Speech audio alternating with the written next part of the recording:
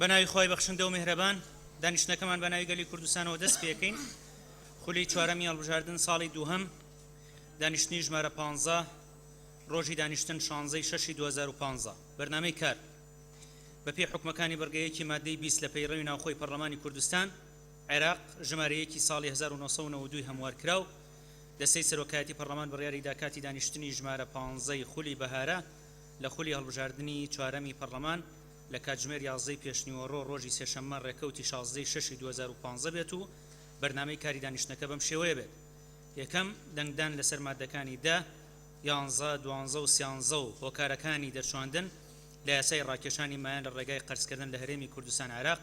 ژمارە 7 ساڵی 2015 بەپێی مادەکانی 4 74 75 و 77 پەیڕەوی ناوخۆی پەرلەمانی کوردستان ژمارەیەکی ساڵی 1992 هەموارکراو. دووەم گفتوگۆکردنی پرۆژە یاسای ڕاگررتنی کارکردن بە یاسای بەکرێدانی خانوبەرە ژمارە 9 ساڵی 2008 لە هەرێمی کوردستان بەپێی مادەکانی 72 74 و 75 لە پەیڕەوی ناوخۆی پەرلەمانی کوردستان ژمارەیەکی ساڵی 1992 هەموارکراو. سێەم گفتوگۆکردن لەسەر کار و چالاکیەکان و کێشە و گرفتەکانی ئەنجومەنی کۆمسیاران لە کۆمیسیۆنی باڵای سربەخۆی هەڵبژاردن و ڕاپرسی لەسەر داوای ژمارەی یاسایی ئەندامانی پەرلەمان و بەپێی مادەی 3 لە یاسای کۆمیسیۆنی باڵای سربەخۆی هەڵبژاردنەکان و ڕاپرسی ژمارە 4 ساڵی 2014 لە دەستپێکە داوا لە بەڕێز سکرتێری پەرلەمانەکەین کە پوختەیەک لە کۆنووسی دانیشتنی پێشووی پەرلەمان بخوێنێتەوە. بەناوی خۆی بەخشندەی میهرەبان بەڕێز سەرۆکی پەرلەمان پوختەی دانیشتنی ژمارە 14 لە بەرواری 9/6/2015 بەم شێوەیە خوارەوە بوو. یەکەم دەستپێکردنی دانیشتن لەلایەن بەڕێز سەرۆکی پەرلەمانەوە، دووهەم خوێندنەوەی پوختەی دانیشتنی پێشوو، هەروەها خوێندنەوەی ناوی ئەندامانی پەرلەمان، ئامادەنەبوو کۆبوونەوەی لیژنەکانی پەرلەمان لەلایەن سکرتێری پەرلەمانەوە، سێم خوێندنەوەی یەکەم بۆ 2 پرۆژە یاسا لەلایەن لیژنی یاسایی پەرلەمانەوە، چوارەم گفتوگۆکردنی پێڕەوی ناوخۆی پەرلەمانی کوردستان دواخرا بۆ خولی پاییزە. زۆر سپاس بۆ بەڕێز سکرتێری پەرلەمان. ئێستا داوا لە بەڕێستانەکەین کە ناوی ئامادەنەبووانی دانیشتنی پێشوو لیژنەکان بخوێننەوە. بەڕێز سەرۆکی پەرلەمان ناوی ئەندامانی پەرلەمان کە لە دانیشتنی ژمارە 14 ئاسایی لە بەرواری 9/6/2015 مۆڵەت پێدراو بوون یان بەبێ مۆڵەت ئامادە نەبوون بەم شێوەی خوارەوەیە. یەکەم ئاواز جەنگی مۆڵەت، دووەم ئاواز حەمید مۆڵەت، سێم تەلار لەطیف مۆڵەت، چوارەم ڕۆزا مەحموود مۆڵەت، پێنجەم ڕێواز فایق ئامادە نەبووە، شەشەم زولفا مەحموود مۆڵەت، حوتەم سهراب مکائیل مۆڵەت، هەشتەم سرود سەلیم مۆڵەت، نۆهەم سۆران عومەر مۆڵەت، دام شکری ئسماعیل مۆڵەت، 11 شێرکۆ جەودەت مۆڵەت، 12 شێرکۆ حەمە ئەمین مۆڵەت، 13 شیرین حسنی مۆڵەت، 14 ڤیان عەباس مۆڵەت، 15 عەباس غەزالی مۆڵەت، 16 عەبدوڵڵا جاسم مۆڵەت، 17 فەرحان جەوهەر مۆڵەت، 18 عومەر مەحموود مۆڵەت، 19 مریەم سەمەت مۆڵەت، 20 منیرە عوثمان مۆڵەت. بەڕێز سەرۆکی پەرلەمان راپۆرتی بە دواداچوونی کۆبوونەوەی هەفتانەی لیژنە هەمیشەیەکانی پەرلەمان لە بەرواری 9/6 تا 16/6 بەم شێوەی خوارەوە بووە. یەکەم لیژنەی دارایی و کاروباری ئابووری و وەبەرهێنان 9/6 کۆبوونەوەیان کردووە. هێڤا حاجی مۆڵەت بووە، شێرکۆ جەودەت مۆڵەت بووە، شیرین حوسنی مۆڵەت بووە، مەدینە ئەیوب مۆڵەت بووە، ڕۆزا مەحموود ئامادە نەبووە، سۆران عومەر مۆڵەت بووە. دووهەم لیژنەی کاروباری پەرلەمان 10/6 کۆبوونەوەیان کردووە، سۆران عومەر مۆڵەت بووە، عومەر مستەفا مۆڵەت بووە، منیرە عوسمان مۆڵەت بووە.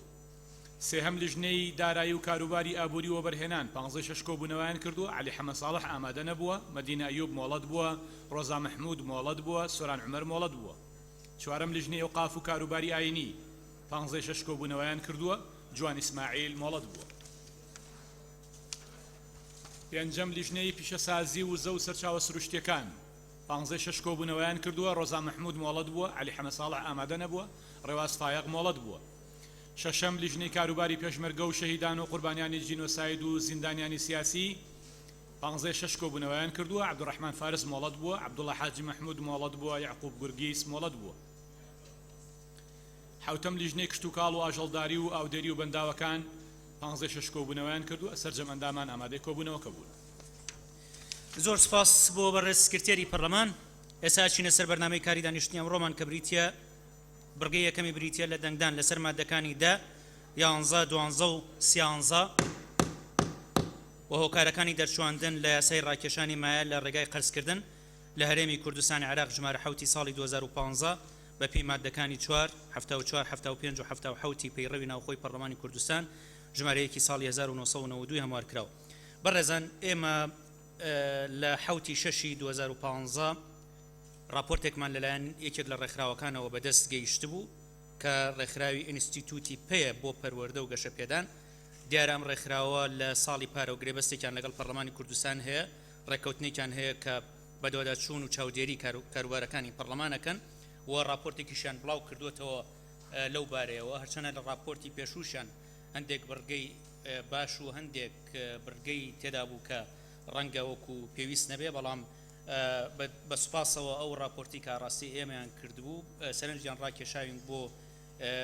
یەک کەم و کورتیەک کە لە دانیشتنی 2/6 2015 ڕوویاوە. ئەویشەوەیە لە کاتی گفتوگۆی پرۆژە یاسای ڕاکێشانی مایە لە ڕێگای قەرزکردن لە هەرێمی کوردستان لەو ڕۆژە لە گفتوگۆکردن لە دەنگدان لەسەر مادەکانی 10 11 12 و 13 و هۆکارەکانی دەرچواندن نساب لە ناو هۆڵی پەرلەمان نەبووە.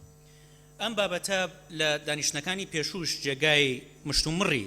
ئەندامانی پەرلەمان بووە، چونکە مادەی 4 لە پەیڕەوی ناوخۆی پەرلەمان لە دەقە کوردیەکەی و دەقە عەرەبیەکەی لێک نەچوون هەیە، جیاوازی هەیە. لە دەقە عەرەبیەکەی تەکید لەسەرەوە کاتەوە کە ئینعقادی دانیشتنی پەرلەمان واتە دەستپێکردنی دانیشتنی پەرلەمان پێویستی بە نساب هەیە و دوای ئەوەی کە دانیشتن دەست پێەکە کۆبوونەوە دەست پێەکە بڕیارەکانی پەرلەمان بە زۆرینەی ئامادەبووانە درێ. بەڵام لە دەقە کوردیەکەی کە یخوێنیتەوە مادەی 4 باس لەوەکە کە کۆبوونەوەی پەرلەمان پێویستی بە نسابی قانونی هەیە. لە خولی پێشوو و ئەم خولەش ئێمە عورفێکمان پەیڕەو کردووە کە ئەویشەوەیە بۆ تێپەڕین لەو لەپسە کە لە پەیڕەوی ناوخۆی پەرلەمان هەیە پابەند بووین بەوەی دەستپێکردنی دانیشتنەکانی پەرلەمان و هەروەها دەنگدان لە ناو هۆڵی پەرلەمان وامان کردووە کە پێویستی بە نساب هەبێ. لە خولی پێشوش ئەمە پەیڕەو کراوە، لە خولەکانی پێشوو ئەمە پەیڕەو کراوە و لەم خولەش پەیڕەو کراوە و تەنانەت لەو دانیشتنەی 2/6 ئەمەمان پەیڕەو کردووە لە هەندێک لە مادەکان کە نساب نەبوو بێ دەنگدانمان لەسەری نەکردووە. ئەم بابەتە لە پەیڕەوی ناوخۆی تازەی پەرلەمان معالەجە کراوە و بەڕوون و ئاشکرایی باس لەوە کراوە کە نساب یاسایی تەنها بۆ دەستپێکی دانیشتن و دەنگدان لە هۆڵی پەرلەمان پێویستە و ئێمەش بە شێوەیەکی عورفی تا ئەو لەپسە لە نێوان دەقە کوردی و عەرەبیەکە چاکەکرێتەوە پابەند دەبین بەو عورفەی کە پەیڕەو کراوە کە تەنها بۆ دەستپێکردنی دانیشتنی پەرلەمان و بۆ دەنگدانەکان نساب پێویستە. بۆیە بۆ ئەوەی هیچ ملاحەزەیەکی یاسایی لەو پرۆژە یاسایانی کە لە پەرلەمان تێئەپەڕێ دروست نەبێ، ئەو هەڵانەی کە ئەگەر تەنانەت هەڵەی بچووکیش من ڕاست بکرێتەوە دامان نایەوە لە بەرنامەی کاری دانیشتنی ئەمڕۆ تەنها بۆ دەنگدان لەسەر ئەو مادانەی کە نساب نەبووە دەنگدانی لەسەر کرێ و دواتر ئەچینە سەر بڕگەی دواتری بەرنامەی کار. شکریە خان فەرموو. بەڕێ سەرۆکی پەرلەمان داوا دەکەم ئەم بڕگەیە بخرێتە بڕگەی کۆتایی و ئەم داواکاری هیوادارم بخەیتە دەنگدان. سپاس بۆ بەڕێزت. تەواان ئەمە هی بەرنامەی کاری دانیشتنەکانی پێشووە بۆیە بێت تاو بکرێ ئەو کات بچینە سەر خاڵەکانی تری بەرنامەی کار. بەڕێز کاک عومەر عنایەت. بەڕێز سەرۆکی پەرلەمان، بەڕێز ئەندامانی پەرلەمان، من سەرنجێکم هەیە لە من نقطە نیزاڵەکەم وەرگرت بۆ ئەوە بوو کاتی خوێندنەوەی ناوی ئامادە نەبوون. خەڵک هەیە بە ئەرکی پەرلەمان چۆتە دەرەوە، خەڵک هەیە بە ئەرکی پەرلەمان لە ناوە نێراوە بە مۆڵەت ناوە برێ. ئەمە لە ڕووی ئیداریەوە هەڵەیە. بەڕێی من ئەو کەسانە بێ جیا بکرێنەوە، کەسێ مۆڵەتێکی ئاسایی بۆ خۆی وەرەگرێ، کەسێکی پەرلەمان ڕای سپاردووە کە بچێ بە ئەرکێک لەبەرەوە لەو کاتا ئەگەر بکرێت منداوا لە بەڕێستانەکەم بنووسێ بە ئەرکی پەرلەمان چووە بۆ فلانە شوێن یان پەرلەمان ڕای سپاردووە بۆ کارێک ناکرێ ئیفاد بێ بۆ ئیفاد بووە یان ڕای سپاردووە بۆ ئەرکێک ناکرێ ئەو بە مۆڵەت بێ، ئەو مۆڵەت نییە، ئیشی کردووە. زۆر سپاس. زۆر سپاس بۆ بەڕێستان. تەڵان ئەوە وەکو ئەوەی کە لە لیژنەکانەوە راپۆرت دێتەوە بۆ سەرۆکایەتی بۆ بەڕێز سکرتێری پەرلەمانە خوێنرێتەوە ئەتوانرێت لە کاتی نووسینی ئامادە نەبووان و ئامادەبووان لە دانیشتنی لیژنەکان ئەو سەرنجی جەنابەت ڕەچاو بکرێ. خاتوو ئامینە فەرموو. برای سروک پارلمانی دست به که سر او یادداشت هوا پیش بستن به ماده 74 و 75 دیدنامه نو پیرویه چونکی ماده 74 و 75 گلی برونی بحث وی دانشنت کردن او جوین تدهات کردن حلاوی بابتی ناکد اگر هاتو او جوین خلاص بو او یاسا تمام بو دنگدانا گشتی سرهات کردن ده سروکاتیا پارلمانی چان تعامل کرد بسیار اویه اگر یاسک پارلمان کردستان دنگدان سرهات کردن تمام بو آیا چه بیدن بود دست سروکاتی های دیسوی یاسای بزفرین تنافولا پارلمانی کنه هیچ ماده که پیروی آماجه پنده نادد اگر بزفرین ماده 17 برگان نه بس هندت که که دلنیابون لجماره یاسایی به هاوکاری هر دو اندامکانی تری دسته سروکاتی براستی اما یک پارلمانتار چاو دلنیابین چان ام دلنیابین حتی نوکه دراستی هجمارتنا دنگادا راستیا بجاربون یانجی حضور و اندام پارلمانی گمان بو مادرز بوی آیا حتی نوکه چه گرنتی هیا او یاساید برانو که درچونه که جمهورا یاسای پارلمانتار را حضور آن یا درز بویه هجمارتنا دنگان یا درز بویه براستی از وقت پارلمانتار را رخنش دستا سروکاتی گیرم که و ساده ترین ارک دستا سروکاتیه حضور اندام پارلمانات گل دنگدان و هجمارتنا دنگا او جارادویه که دنگدام شواز خلطی تکنین جاره که یا دنگدام کابینه بو که هجمارتنا دنگا شاشیهات با انجام دان او جاره براستی از بینم خلل که یاسایه شکاندن حیبتا یا پارلمانیه نابیتن بابت دوباره ببیته و یاسایه در بچی تو دنگدان سر بهتر کرن و دی ساب زفرین و ما چی گرنتی ده ها بیتن پاشنو که ما چی باوری دهن ده ها بیتن که دستا سروکاتیه هجمارتن آماده بونا اندام پارلمان و دنگدان تا درسته باش سپاس طبعا اوی که پیوندی داره به ماده 74 و 75 او دوای اوی که جمهوری سی اندامانی پارلمان حضوریان هبه بوی اما اماجمان به ماده 4 کردو و دوایی بر مبنای او مادانی تر که لپیرواهن مادهکانی 74 و 75 و 77 که پیوندی داره به دنگدان لسر مادهکانی پارلمان لدوای گفتگو کردن و تدریگای گفتگو کردن داخل و تنها دنگ درێتەوە لسر مادهکان اینجا او مادانی که خللیان تیاه و گرنا او مادانی که نصاب هي دنگدانی لسر ناکرێتەوە ئەوەی شی کە پەیوەندی دارە بە ژماردن ڕاستی زۆربەی یعنی ئەوی تری دەنگدانەکان لەناو پەرلەمانە بە دروستی ڕۆشتووە ئەبێ لە بەرچاو بگرن کە بە دروستی ڕۆشتووە بەڕێزان ئەندامانی تری دەستەی سەرۆکایەتی زۆر جار ماندوو بوون بەمە و ئێستا ڕەنگە بە ڕێز سکرتێری پەرلەمانیش قسەی هەبێت لەسەر ئەم بابەتە بەڵام بۆ ئەوەی ئەم بابەتە لە هەموو هەڵەیەک لە ماوەی داهاتوو بە دوور بێت ئەوە لە داهاتوویەکی نزیکە دەنگدان لەناو پەرلەمانە بێ بە دەنگدانی ئەلەکترۆنی ئەو تاییدنانی کە لە بەردەستانە لە ڕێگای تیمێکی هونەریەوە هەموو کارەکانی تەواو کرێ و لەمەولا دەنگدان بە ئەلەکترۆنی ئەکرێت لەناو هۆڵی پەرلەمان و ئەو کات ئەم کێشە و گرفتانە بە تەواوەتی کۆتایی پێێت خۆ ڕەنگە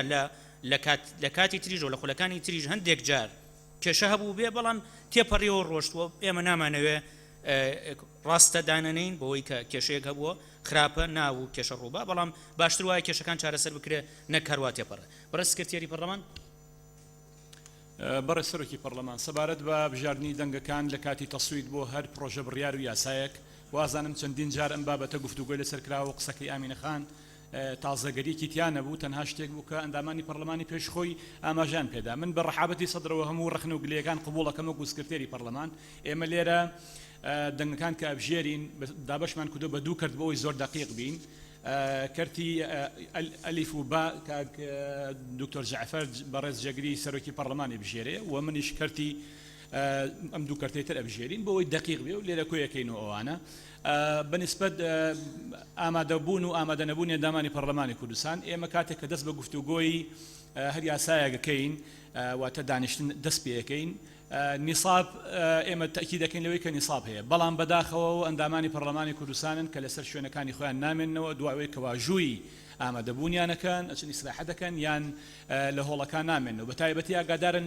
لەو پرۆژە یاسا و بڕیارانەی کە پێوەستن بە کاروباری ئافرەتانەوە کە یەکێکە لە معاناتی گەورەی لیژنەی ئافرەتان لە پەرلەمانی کوردستان ئەندامانی پەرلەمان هێندەکە من بەو شێوەیە و ئەو پرۆژە یاسایی پێشوش کە تێپەڕی پرۆژە یاسای قەرزەکە بە دڵنیاییەوە ئێمە کە هاتینە ناو دانیشتنەوە 59 ئەندامی پەرلەمان لە ژووری کۆبوونەوەکە بوون بەڵام لە دوای ئەوە تەمان لە بەشی کۆبوونەوە دووەم بوو دوایەوە لە هۆڵی پەرلەمانە نەماون بەو شێوەیە کە لە مادەکانە هەبوون و بابەتێکی کەش بڵێن بەڕێز ئەندامانی پەرلەمانی کوردستان ئێمە لە هەرێمێکین بەرەوەوە ڕوون کە بەرەو پێشکەوتن و ئیسفادەیەک لە دنیای سوودێکی گەورە لە دنیای ئەلکترۆنی وەربگرین بەداخەوە تا ئێستاش سەرۆکاتی پەرلەمانی کوردستان دوو ئەندامیان ئاوا بەدەست و بەچاو خەریکی بژاردننی دەنگی ئەندامانی پەرلەمانی کوردستانین کە لە خولی سێمی پەرلەمانی کوردستان ئەم هۆڵە تازەکراوەت و ئەوە جیزانە کە لە بەدەستی بەڕێستانایە هەتا ئەم دقیقەش ئەو کارێکە بۆی کراوە تەنها بە سەوت گەیاندنەکە ئاگاتە لای ئێمە و دڵنیام لەوەی ئەگەر بە دەنیشت قسەمان لەگەڵاکە نەیبیستین بەداخەوە بەکار نەهێنراوە لەبەرەوە ئەوە خاڵێکی کەیە و ئەندامانی پەرلەمانی کوردستانیش ئەوەی کە من دیقەتم داوە زۆر ماندووە بین لە بژاردننی دەنگەکانە چونکە هەیەە دەست بەرزەکات و یەکجار ئاوا وەکو ئەوەی کە ئۆکەیەک بێ کردبێتی دەست بەرزەکات و دەستی داگرێتەوە چەند جار ئەندامی پەرلەمان چەند جارێ دەستی بەرزکردوت و دەستی داگرێتەوە بەداخەوە یان دەستی ئەمە هێواش داگرێ تەوەقوعکەن بەڕێز ئەندامانی پەرلەمانی کوردستان ئێمە ئەوە ئەگەڕین تاوەنی بزانین دەستی بەرز کردوتە یان نەکردوتەوە ئەوە هێواش دەستی ئەوە کردووە بۆیە هەرکەم و کوڕیەک دروست ببێ پێوەستە بەو ئەجهیزەوە و دڵنیاتانەکەم بەڕێز جێگری سەرۆکی پەرلەمان و سکرتێری پەرلەمان زۆر ماندوو بووە و ئەوەش تاکید لە یەکەمەوە تەنها کاری خوا بێڵەپەڵەیە دەست خۆش بەسپاس دکتۆر عزت فەرموو برای سەرۆکی پەرلەمان بۆ پشتیوانی کاک عومەر عنایەت خەلەلێکی ئیداری هەیە لە پەرلەمان کاتێک بەڕێزێکی ئەندام پەرلەمان لەسەر فراکسیۆنەکەی یا لەسەر داوەتنامەیەکی شخصی خۆی یا بار هۆکارێک سەفەری دەروێ وڵاتەکە ممکنە فرایەوە ناکەوێت لیژنەکەی خۆی ئاگادار کاتەوە ئەنێگەر ملاحەزە بکەیت بەڕێستان 6 کۆبوونەوە کراوە سیانی لیژنەی دارایی کردوێتی لەم 8 ڕۆژەیە لەبەر ئەوە ممکنە ئەندامێکی لیژنەکە بە سەفەرێک بە ئیفات بە ئەمری سەرۆکایەتی پەرلەمان چووە بەڵام سەرۆکایەتی لیژنەکەی ئاگادار نییە بۆیە داواکارم پێشنیار دەکەم هەر پەرلەمانتارێکی بەڕێز کە سەفەرەکەوە بۆ موافقەتی سەرۆکایەتی پەرلەمان وێنەیە لەو ڕەزامەندی بنێردرێ بۆ لیژنە تایبەتەکەی خۆی بۆی سەرۆکایەتی لیژنەکەشی ئەو بە نظری اعتیبار وەگرن بۆ چارەسەری و کێشێ باشە سپاس کاگە وەکراڵەتنی بەڕێز سەرۆکی پەرلەمان ئێمە وەک فراکسیۆنەکانی کۆمەڵ و یەکگرتوو لەبەرەوەی کە کۆی پرۆژه یاساکەمان ڕەت کردوێتەوە یاسای قەرز و بۆ ئەوەی کە بەشدار نەبین لە شەرعیەتدان بە کارەساتێکی ئابووری کە لە داهاتووە بەرۆکی هەرێمەکەمان و نەوەکانی ئایندە ئەگرێ بۆیە ئێمە لە کاتی دەنگدان بایکۆتی هۆڵی کۆبوونەوەکەین بەڵام لە بڕکەکانی ترا ئامادابین باشە سپاس ئێوە ئازادن لەوەی کە هەر هینێکتان هەبێت هەر هەڵوێستێکتان هەبێت ئێستا داوا لە لیژنە پەیوەندیارەکانەکەین لیژنەی یاسایی لیژنەی دارایی و لیژنەی ئەوقاف کە بێنە سەر منەسا بۆ ئەوەی دەنگدان دەست پێ بکەینەوە کاگومێت فەرموون لیژنەکان فەرموون وەرنە سەر منەسا بەڕێز سەرۆکی پەرلەمان ئەم داواکارم ئەو بەشەی قسەکانی بەڕێز سکرتێری پەرلەمان لە پرۆتۆکۆل دەربکرێت لەو بەشەی کە باسی لەوە کرد هەر بابەتێک پەیوەست بێ بە پرسی ژنان و ئافرەتان جێگای ئیهتیمامی ئەندامانی پەرلەمان نیە ئێمەش دەپرسین چ بابەتێکە بۆ لە لێژنەی ژنان و ئافرەتان لە پەرلەمانی کوردستان هات بێ گفتوگۆی لەسەر کرابێتن لە لای ئێمە ئەندامانی پەرلەمان جێی گرنگی نەبێ بۆیە ئەوە داواکارم لە پرۆتۆکۆل دەربهێنرێ لەبەرەوەی دەچێتە خانەی ئەوەی کە پەرلەمانی کوردستان بۆ قەزیە ژنان ئیهتیمامی نیە زۆر سپاس باشە سپاس خاتوامینە برای سروکی پارلمانی هیوی دارم دستا سروکاتی تحمل رخنه هبیدن تازهگری بو پارلمانتارا پیوست ناکرد چونکی پارلمانتارن کردستان ملزم من پیروی نافخوی پارلمانی و امشول کم دقت وکی دستوره که بو پارلمانتار و پارلمان کردستانی بسیار من اوه بو رخراوک کمالگاه مدنی دشت کنترل قاعه پارلمانی کرد بس دستا سروکاتی پارلمانی کو ارکیویه به تایبتی برای سکرتری پارلمان نشد کنترل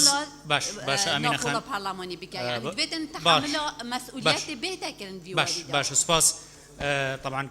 اندامانی دستی سروکاتی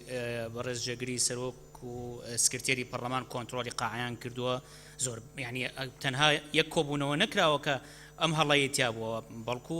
دەیان کۆبوونەوە لە پەرلەمان ئەنجام درراوە کۆنتڕۆلی قاعشیان کردووە بژاردووشیانە دەنگەکانیان بژاردووە تا ئێستا ئەوەی کە جەنابەت باست کرد دوو جار هەڵە ڕوویاوە کامە ناکاتەوەی کە وێنای بکەین کە بەڕێزان نەیانتوانێت کۆنتڕۆل یان ئێمە هەر سێکمان لە دەستەی سەرۆکاتی نەیانتوانیەوە کۆنتڕۆلی قاع بکەن خاتو منیرە بەڕێز سەرۆکی پەرلەمان مونیرە عوسمان من پشگیری تەواوی قسەکانی بەڕێز سکرتێری پەرلەمانەکەم بەڵێ ئەو پرۆژە یاسانە پەیوەندیان بە پرسی ژنانەوە هەبێەوە پرسی پەیوەندیان بە کاروباری کۆمەڵایەتیەوە هەبێ بەڵێ ئەندامانی پەرلەمان بەش زۆر جار قاعەکە چۆڵەکەن باشە سپاس خاتو کەژاڵ بەڕێز سەرۆکی پەرلەمان کەژاڵ هادی من پشتگیری قسەکەی سکرتێری بەڕێز باش. سکرتێری پەرلەمان و منیرەخان دەکەم ئێمە خۆشمان رەخنەمان گرتووەکەوە دوو بابەتی گرنگ تایبەت بە پرسە کۆمەڵایەتیەکان و پرسی ژنان هەبووە هۆڵی پەرلەمان تا ڕادەیەک باشە باشە سپاس فەرمونون مادەکان بخوێننەوە یەک بەیەک لە مادەی دەیەمەوە بۆی بخێنە دەنگدانەوە باش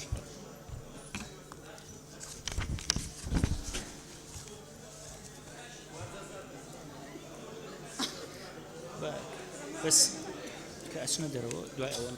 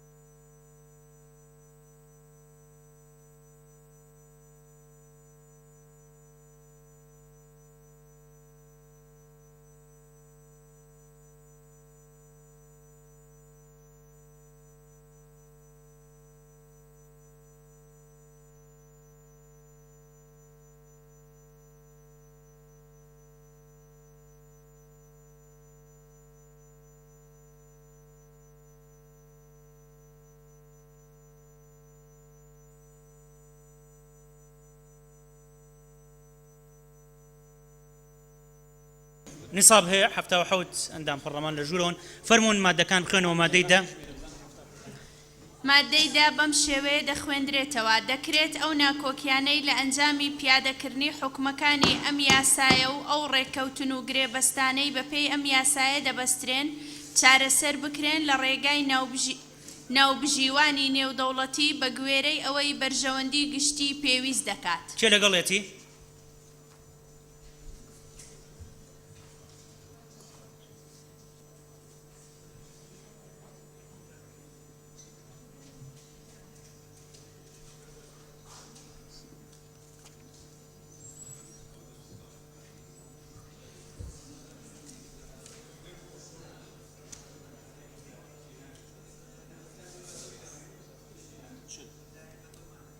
پەنجا و شەش کەس لەگەڵێتی کێ دژێتی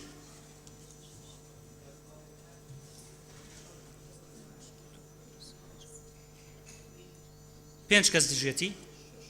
شەش کەس دژێتی کەواتە پەسەند کرا مادەی دوای و مادەی یازدەم مادەی یازدە بەم شێوەیە دەخوێندرێتەوە کار بە هیچ یاسایەک یان بڕیارێک یان هەر دەقێکی تری ناکۆک لەگەڵ حکومەکانی ئەم یاسایەدا ناکرێت کێ لەگەڵێتی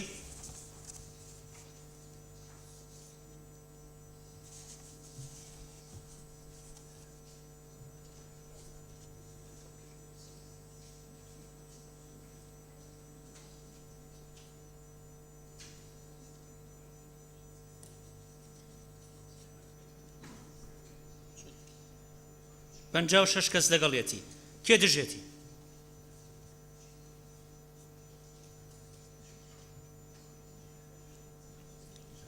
حەو کەس دژێتی کەواتە پەسەند کرا مادەی دوازدە بەم شێوەیە دەخوێندرێتەوە پێویستە لەسەر ئەنجومەنی وەزیران و لایەنە پەیوەندیدارەکان حکومەکانی ئەم یاسایە جێبەجێ بکەن و پەیڕە و ڕێنمایی پێویست بۆ ئاسان جێبەجێکردنی دەربکەن کێ لەگەڵێتی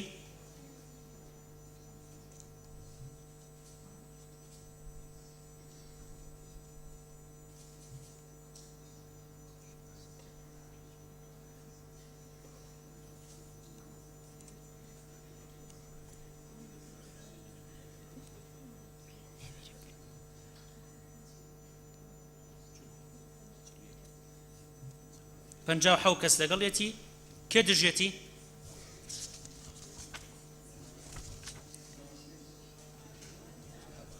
حەو کەس دژێتی کەواتە پەسەند کرا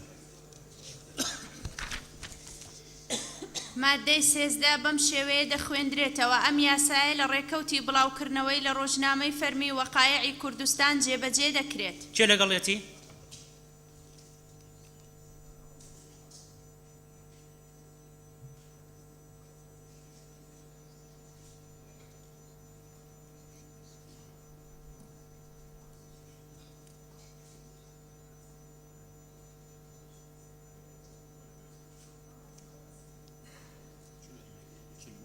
57 کەس لەگەڵێتی کێ دژێتی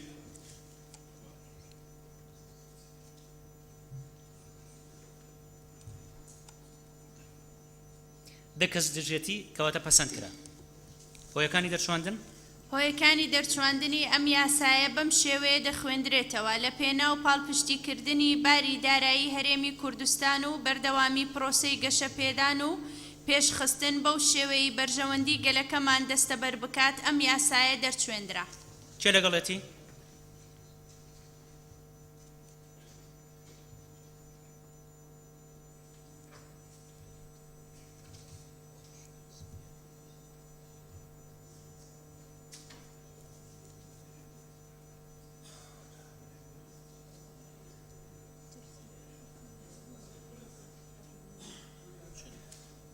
پەنجاو شەش کەس لەگەڵێتی کێ دژێتی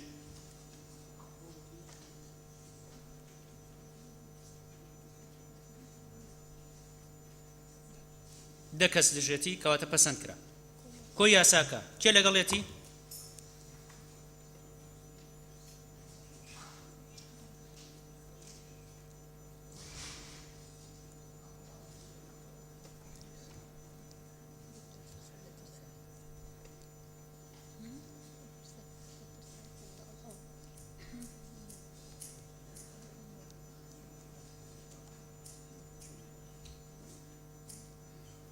پەنجاو حەو کەس لەگەڵێتی کێ دژێتی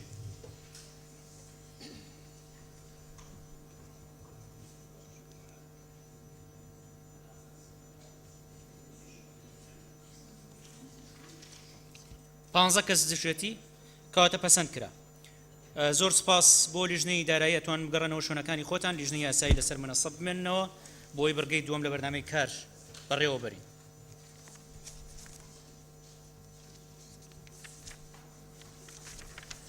بەرگەی دووەم لە بەرنامەی کار بریتە لە گفتوگۆکردنی پرۆژە یاسای ڕاگررتنی کارکردن بە یاسای بەکرێدانی خانوبەرە ژمارە 9 ساڵی 2008 لە هەرێمی کوردستان بە پێی مادەکانی 72 74 و 75 لە پەیڕەوی ناوخۆی پەرلەمانی کوردستان ژمارەیەکی ساڵی 1992 هەموار کراوە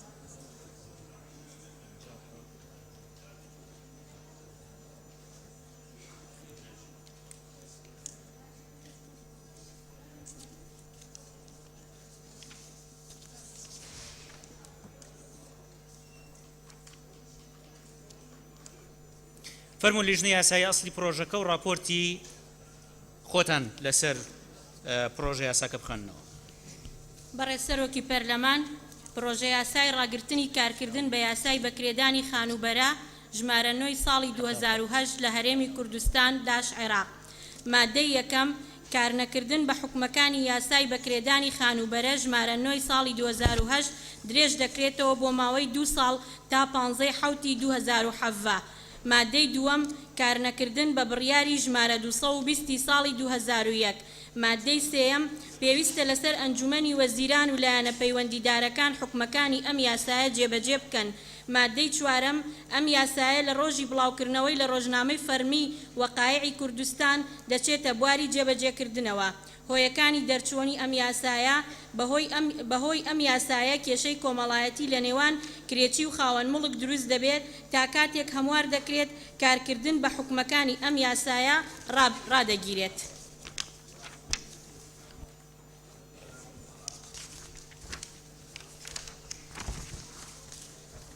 بەڕێسەرۆکی پەرلەمان بابەت راپۆرتی لیژنە سەبارەت بە پرۆژە یاسای ڕاگررتنی کارکردن بە یاسای بەکرێدانی خانوبەرە ژمارە 9 ساڵی 2008 لە هەرێمی کوردستان لیژنەی کاروباری یاسایی ڕۆژی چوارشەممە 20 جۆزەردانی کوردی بەرامبەر بە دەی 6 2015 زاینی کۆبوونەوەی ئەنجامدا بۆ تاوتوێکردنی پرۆژە یاسای ڕاگررتنی کارکردن بە یاسای بەکرێدانی خانوبەرە ژمارە 9 ساڵی 2008 لە هەرێمی کوردستان کە لەلایەن ژمارەی یاسایی ئەندامانی پەرلەمانەوە پێشکەش کراوە دوای خوێندنەوەی یەکەمی پرۆژەکە لە دانیشتنی ئاسایی ژمارەدا لە ڕۆژی چوارشەممە بەرواری 29 چواری 2015 ڕەوانەی لیژنەکەمان کراوە دوای گفتوگۆکردن و تاوتوێکردن لیژنە گەیشتام ئەنجامانەی خوارەوە یاسای ژمارەی 2015 ڕاگررتنی کارکردن بە یاسای بەکرێدانی خانوبەرە ژمارە 9 ساڵی 2008 لە هەرێمی کوردستان مادە یەک کارنەکردن بە حکومەکانی یاسای بەکرێدانی خانوبەرەی ژمارە 9 ساڵی 2008 درێژ دەکرێتەوە بۆ ماوەی 1 ساڵ تا ڕۆژی 15 هەفتی 2016. مادەی 2 بڕیاری ژمارە 220 ساڵی 2001 هەڵدەوەشێتەوە. مادەی 3 پێویستە لەسەر ئەنجومەنی وەزیران و لایەنە پەیوەندیدارەکان حکومەکانی ئەم یاسایە جێبەجێ بکەن. مادەی 4 ئەم یاسایە لە ڕۆژی دەرچوونیەوە کاری پێدەکرێت و لە ڕۆژنامەی فەرمی وەقایعی کوردستان بڵاو دەکرێتەوە. هۆیەکانی دەرچواندنی ئەم یاسایە لەبەر ئەوەی ئەم یاسایە کێشەی کۆمەڵایەتی لە نێوان خاوەن مڵک و کرێتی لێ دەکەوێتەوە تا دەرکردنی یاسایەکی گشتگیر کە سەرجەم یاسا و بڕیارەکانی ئەم بوارە لە خۆ بگرێت ئەم یاسایە دەرچوێندرا. بەڕێز سەرۆکی پەرلەمان داوا لە بەڕێستان دەکەم کە راپۆرتی لیژنەی یاسایی بکرێ بە ئەساس بۆ دەنگدان لەسەری. باش بەڕێز دکتۆرە بەهار. بەڕێز سەرۆکی پەرلەمان ئەو فراکسیۆن و ئەندامە بەڕێزانی پەرلەمان کە چوونە دەرەوە داوایان کرد لە بەرگەکانی تر بەشدار بن ئاگادار بکرێن. باش چاوەڕێیانەکەین تا دێنەوە هۆڵی پەرلەمان وە ڕامان سپاردن کە بانگ بکرێنەوە بۆ هۆڵی پەرلەمان.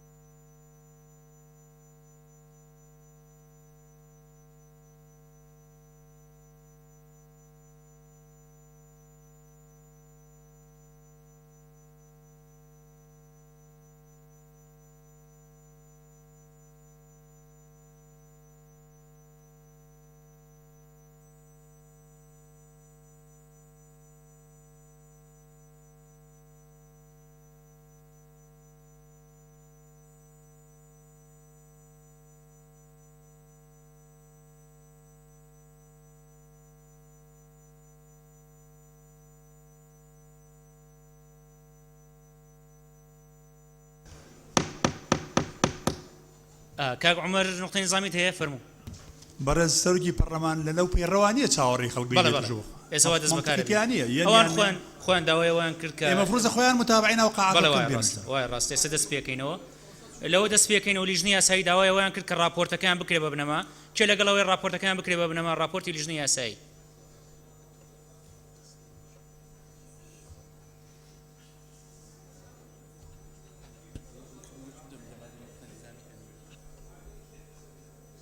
ئەنوەری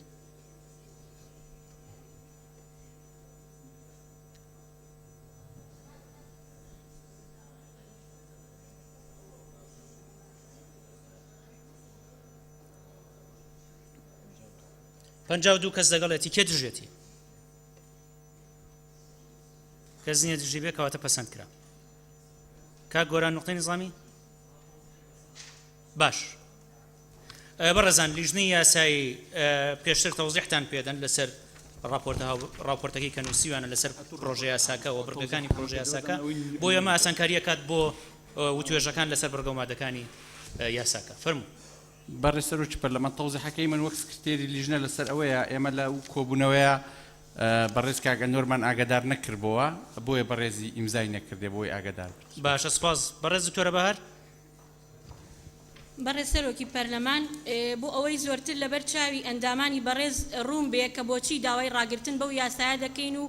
داوای هەڵوەشانەوەی ئەو بڕیاری ژمارە 220 دەگەین ڕوونکردنەوەیە گەدەین بۆی بزانین ئەمە لە چیەوە هاتووە. جەنابتان نەزانن کە عەقدی ئیجار عەقدێکە کە قانونی مەدەنی تەنزیمی کردووە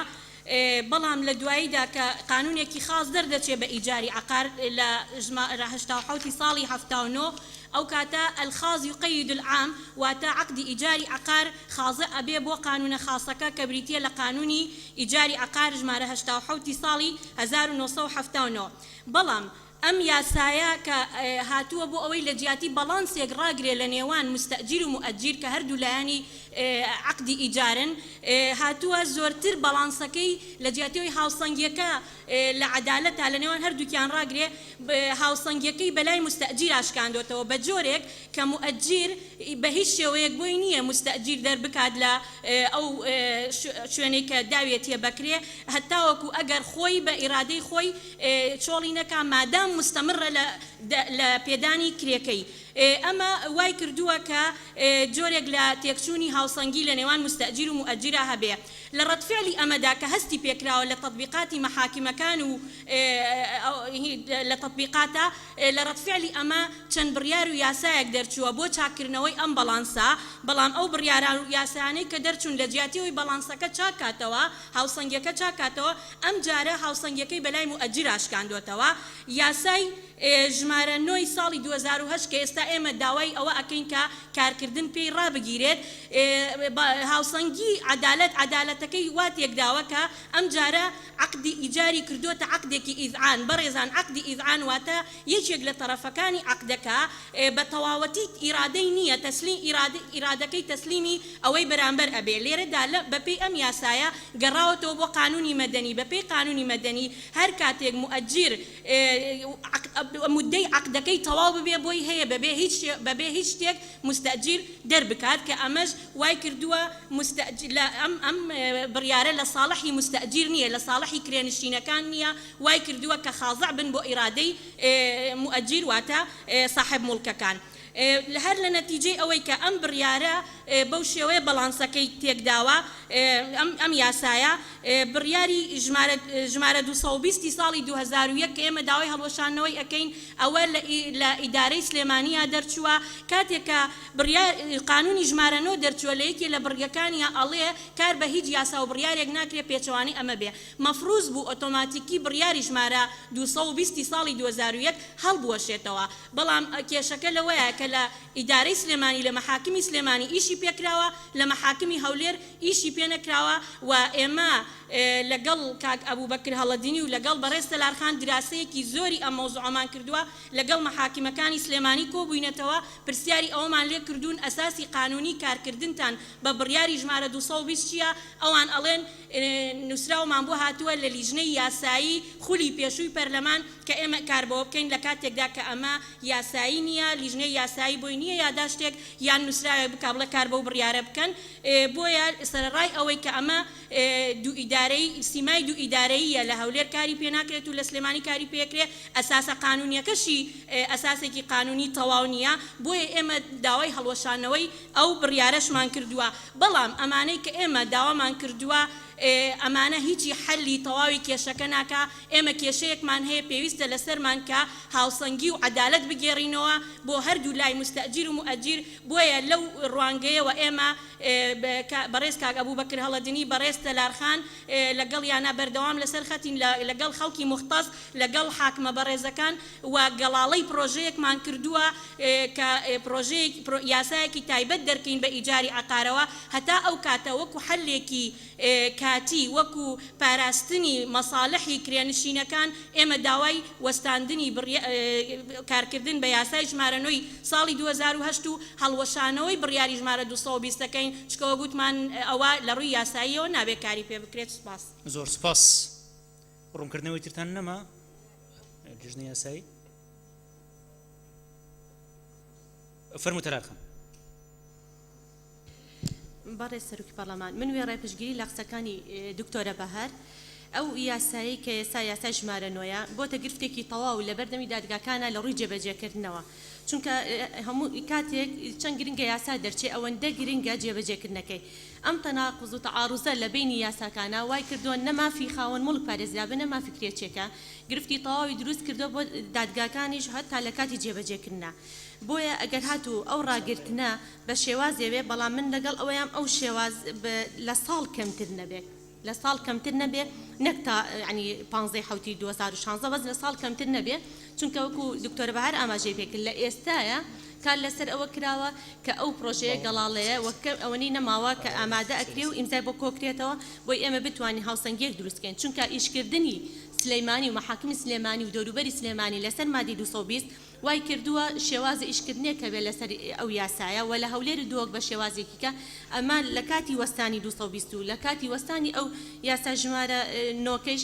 کۆمەڵێک گرفتی یاسایی دروستە بێ بۆیە ئەگەر بە شێوازێ بێ کە لە ساڵ کەمتر نەبێ باشترە هەتا ئێمە بتوانین هاوسەنگی دروستکەین لە کاتی دەرچوونی یاساکاندا. باشە زۆر سپاس. ئێستا دەست بە گفتوگۆ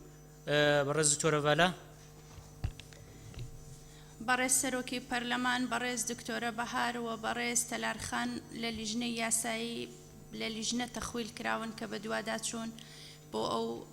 بابەتە بکەن و سوپاسیشیان دەکەین بۆ ئەو ڕوونکردنەوانەی کە دوای بە دوادا چوون بۆ ئەندامانی پەرلەمان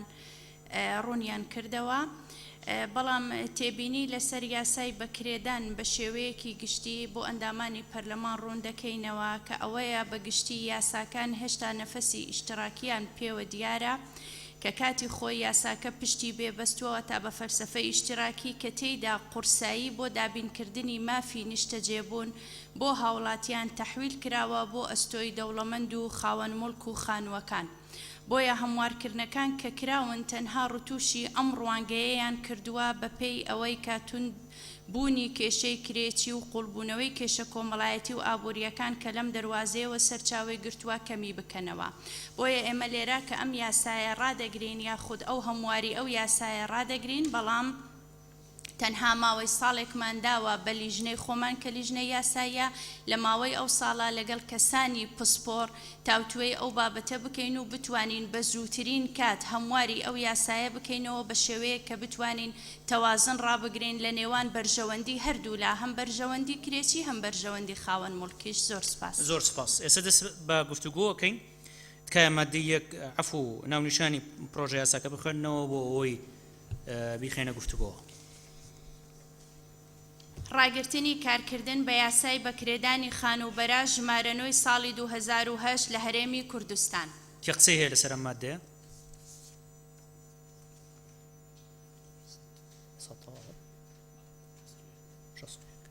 باشە کەس قسەی نییە لەسەر مادەکە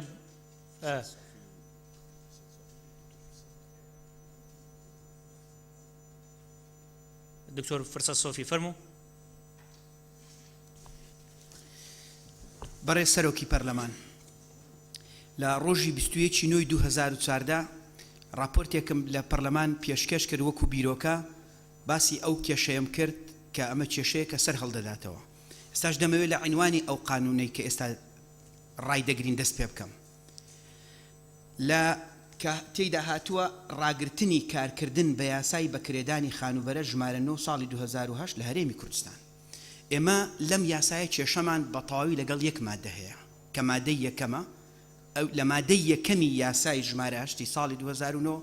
مادەی سێمی یاسای ژمارە یاسای ساڵی 1970 ژمارە 87 ڕاگرتووە کە لەوێ لە مادەی سێمیدا یاسای ژمارە 87 ساڵی 1970 هاتووە کە ئەگەر کرێچی کرێ بدات و بمێنێتەوە لە خانووەکە بەردەوام دەبێت بۆیە لە ساڵی 2010 یاسای ژمارە 16 لە پەرلەمان دەرچوو تەنها کارکردنی بەو مادەیە ڕاگرت نەک هەموو یاساکە لەبەر چی؟ لەبەر ئەوەی ئەو یاسای ژمارە 9 ساڵی 2010 تەنها ئەمەی تێدا نییە نسبەشی دیاری کردووە ئەگەر ئەو خانووە هیسەکەنی بێ ئەوەندە لە سەد نابێ لە قیمەتی گشتی خانووەکە و عقارەکە و خانووەکە زیاتر بێ ئەگەر خانووەکە هی تیجاری بێ نابێ زیاتر بێ بۆیە ئەمە کێشەی بۆ بازی خانوبەرەش دروست کردووە چونکە هەندێک لە عەقدەکان بە پێی یاسای ساڵی 1950 مەدەنی کراون لەو ماوەیە چونکە لە ساڵی 2002 وەکو باسم کرد تا 2015 کار بە یاسای ژمارە 16 ساڵ 2010 کراوە بۆیە بە تەسەوەڕی من ئێستا دوو لە بەردەم دوو ئەگەر داین ئێمە لە عنوانی یاساکە ئەگەری یەکەم ئەوەیە ئێمە بەتەواو ئەگەر پێمان وایە هەموو ساڵێ ئەمە ئەو دەردە دەدەینە کرێچی و چاوەڕێی ئەو حاڵەتەکەەوە لە سلێمانیش بە قرارێک کارکراوە کە ئێستا تعلیقێک لەسەرەوەش لێ دەدەم من پێم وایە ئێمە یان دەبێت بە دوایی بگەڕینەوە بۆ مادەی ژمارە 3 ساڵی 1900 مادەی ژمارە 3 لە یاسای 87 ساڵی 79 ئەگەر وایە هەموو ساڵی پێویست بەو ڕاگرتنە ناکاتەوە یان ئەوەیە ئێمە بە تەواوی وەکو بەڕێزان لە لیژنەی یاسایی باسییان کرد بە تەواوی ئێمە بەو یاسایە دابچینەوە بەڕاستی ئەمە جەنگێکی دەرونیە لەگەڵ کرێتی و لەگەڵ خاوەن خانوش دەیکەین یانی و بەدیان خەڵک پەیوەندی دەکات بە تایبەتی لە شاری سلێمانی ئەم بڕیارە کێشەیەکی ئەجگار گەورەی دروست کرد بوو من دەستخۆشی لە هاوڕەکانم لە لیژنەی یاسایی دەکەم کە بە تەواوی هەڵوان وەشاندێتەوە و هەر لەو دەرفەتەش دەمەوێت ئەمە بقۆزمەوە بەڕێز سەرۆکی پەرلەمان تەنها ئەو قرارە نییە قراری دیکەش هەیە لە مەحاکمی سلێمانی لێرە قانون هەیە لەوێ کاری پێ لەبەر ئەوە من پێشنیار دەکەم ئێمە لەم قۆناغا هەتا تعدیلی دەکەین چونکە چێ دەڵێ دەرفەتی تعدیلکردن دەی دیارە کاتە تەواو بووە دیارە بەڵێ سپاس بەڕێز دکتۆر سیراج بەڕێز سەرۆکی پەرلەمان من ئەوەندە داوا دەکەم لە لیژنەی یاسایی ڕوونکردنێکمان بدەنێ ئایا خلالی ئەم ساڵە بەدیل چییە ینی ئەوان باس ئەوە لەوە دەکەن کە هەتاوەکو 15 هەفتی 2016 ئایا بەدیل چییە بە چی یاسای کارەکری و سپاس باش سپاس بەڕێز تەرارخان فەرموو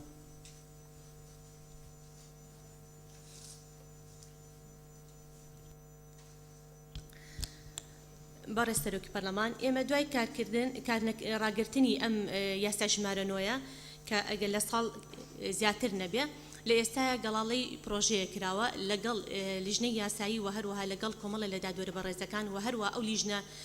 کە دروست بە لە نێوان پەرلەمان و ئەنجومەنی دادوەری کار لەسەر کراوە ئێستا چەند مادەیەک قسەی لەسەر کراوە و چەند مادەیەکی کەمەوە کە ئیشی لەسەر کرێ بۆی ئێمە بتوانین ینی لە ماوەی لە ساڵ کەمتر نابێ ئەو پرۆژەیە ئیشی لەسەر کرێ کە هاوسەنگی لە نێوان خاوەن مڵک و هەروەها کرێکیش دەستەبەردەکە ئەمە بەشێکی لەم حاڵەتی شاکە ئێستا 220 ڕائگیرێ و هەروە ئەو یاسای بەشێکی چێتەوە سەر یاسای ئیجار عقاری کۆن و بەشێکی کەشی بە یاسای قانونی مەدەنی کاری پێکرێ و گرفت لە ئێستا دروست نابێت لە ڕووی جێبەجێکردنی یاسادا باش سپاس بەڕێز دکتۆرە بەهار عەبدوڕەحمان بەهار مەحموود بەڕێز سەرۆکی پەرلەمان هەر ویسمەوە بڵێم ئەگەڕێنەوە سەر یاسا کۆنەکە بەڕێز تەلارخانوتی باشە سپاس بەڕێز کاک گۆران ئازاد بەڕێز سەرۆکی پەرلەمان من تەواو پشتگیری قسەکانی برای بەڕێزم دکتۆر فەرسەد دەکەم بەفعلی ئێوە ینی ئێمە حالەیەکی ناخۆشە هەموو ساڵێ و قانونە تەعدیل دەکەینەوە بەڵام ڕخنەیەکیش لە خۆمان دەگرین ینی وەک پەرلەمانتار ئێمە لە خولی پێشوە لەم خولێش بەڕاستی پرۆژەی جدی تەواو پێشکەش نەکرایە یان بۆ هەڵوەشانەوەی یاخود بۆ پرۆژەیەکی نوێ کە بەڕاستی باشترین حل ئامادەکردنی پرۆژە یاسایەکی تازێ و ئەو پرۆژەی کە لە بەردەستی ئێمەش بوو کارمان لەسەر کرد و ئەگەر ئەو پرۆژەش نەبا وەک ئەمری واقع بریتە لە مەسلەی ڕاگرتن بۆیە بەڕاستی ئومێدوارم هەمومان هاوکار بین کەوا بتوانین پرۆژە یاسایەکی نوێ گەڵاڵە بکەین کەەوە دکتۆرە باسی کرد بەرژەوەندی هەردوو لای تێدا پارێزراوبی وە لەسەر مەبنای ئەم حالەش ئێمە ئەو جارە درێژکردنەوەکەمان تەنها بۆ 1 ساڵ کرد نەک بۆ 2 ساڵ چکە پێشووتر هەموو جار بۆ 2 ساڵ دەکرا بۆی زیاتر بکەوینە ژێر زەختێکی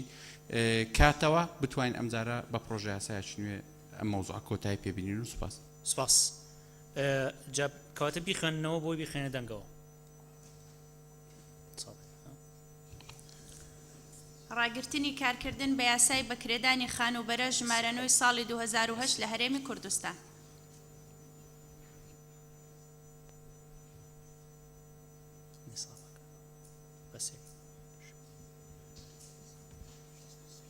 شەسێ کەس لە هۆڵە نساب باشە کێ لەگەڵێتی؟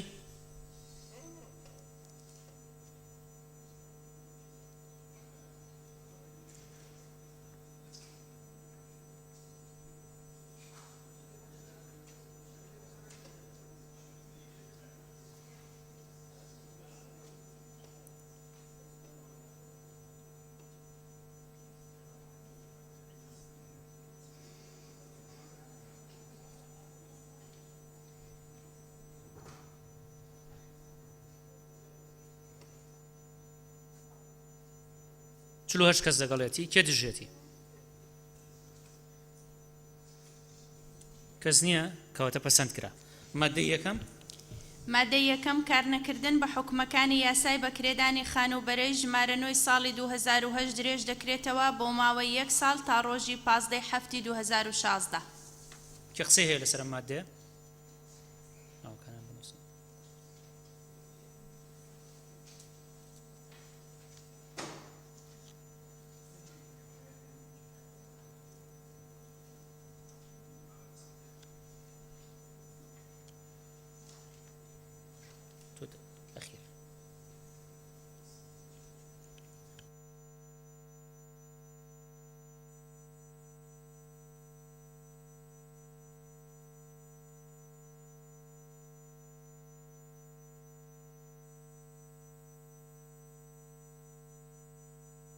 بەڕێزکە قادر وتمان بەڕێز سەرۆکی پەرلەمان قادر وتمان لە ڕاستیدا من پێم وایە کە بەر لەوەی ئێمە کە من لەگەڵ کارنەکردن بەو یاسایەدام بەڵام بەر لەوەی کە لە پەرلەمان گفتوگۆی کارنەکردنی بەو یاسایە کرابە دەبوایە ئێمە لەانی جێبەجێکارمان بان کردبایە لەسەر جێبەجێکردنی یاسای دابینکردنی خانووی نیشتەجێبوون بۆ دانیشتوان کە بە شێوەیەک ئەو قانونە جێبەجێ کراوە کە لە ڕاستیدا تەنها ئامرازێک بووە بۆ خۆ دەوڵەمەندکردنی کۆمەڵێک بەرپرس و مەوەبەسی تیجاری بەکارهێنراوە. ئەگەر جەنابیشتان بڵێ هیچ ژمارەیەکی یاسایی داوای ئەوەی نەکردووە کە بۆ ئەو مەبەستا لانی جێبەجێکار بێتە پەرلەمانی کوردستان تاکو بزانرێ بۆچی بەو شێوەیە لە کاتێکدا بۆ چارەسەرکردنی کێشەی سەکەن ئەم یاسایە دەرکراوە کە خەڵکی کەم دەرامەت و هەژار نەیتوانیوە سوودی لێ ببینێەوە ڕاستە یاسایە دادگاکانن بەڵێ بەڵام هۆکاری ئەوەی کە بۆچی حکومەت تەنها یاساکەی لە پێناوی بەرژەوەندی کۆمەڵێک بەرپرس بەکە لە ناڕاستەوخۆ خەڵکێک بەڵێندەرە ڕاستەوخۆ بەڵام لە ئاساسدا بەڵێندەری ڕاستەقە نییە ئەوە تا ئێمە دەبینین کە چۆن پرۆژەکان فەشەلیان هێناوە. قسەکەی من لەسەرەوەیە کە ئەم یاسایە بەڵێ جێبەجێکراوە بەڵام لە بەرژەوەندی خەڵکی هەژار و کەم دەرامەت جێبەجێ نەکراوە بۆیە حکومەتی هەرێمی کوردستانیش نەیتوانی وە کێشەی سەکەن چارەسەرکەم. من مەبەستمەوەی من لەگەڵ ڕاگررتنی ئەم نقطەیەکی نظامی ئەم یاسایە جێبەجێ نەکراوە تا ئێستا درێژەکرێتەوە. ئەی حکومەت بەکام یاسا زەوی تەرخان دەکات بۆ ئەو پرۆژانە کە موڵکی گشتیە و وەلا هەمان کاتدا سامانی گشتیشی بۆ تەرخان دەکات. بەڵێ بەپی یاسایترە بەپی یاسایترە بەڕێز بەڵێ قسەت ماوە فەرموو. بەڵێ من لەگەڵ کە ڕاگررتنی کارنەکردنم بەو یاسایە لەبەرەوە کە کێشەی کۆمەڵاتی زۆر دروست بووە بە تایبەتی لە دوای قەیرانی دارایی و چەندین پێشمەرگە ڕۆژانە تەلەفۆن دەکا کە خاوەن خانوەکان دەریان دەکەن دواقسەم ئەوەیە ئۆباڵەکە نەکرێت چییە و نە خاوەن خان و خاوەن مڵکە ئۆباڵەکە لە ئەستۆی حکومەتە هەمومان ئەم ڕاستیە دەزانین بەڵام لەگەڵەوەشدا ئەم یاسایە ڕاکارکردن بەڕاگررتنی هەروەکو باسی لێوەکرا دادپەروەری تێدا نیە بەڵکو دادپەروەریەکەوەیە کە ئێمە بتوانین یاسایەکی کامل لە پەرلەمانی کوردستان دەرکەین بۆی بتوانین بەسەر ئەو گرفت و کێشانە دازاڵ بین. زۆر سپاس. زۆر سپاس. بەڕێز دکتۆر فرسەت سۆفی. بەڕێز سەرۆکی پەرلەمان لە عنوانەکەش گوتم ئێستاش لە مادەیەک ئەوە تەکید دەکەمەوە پێم وایە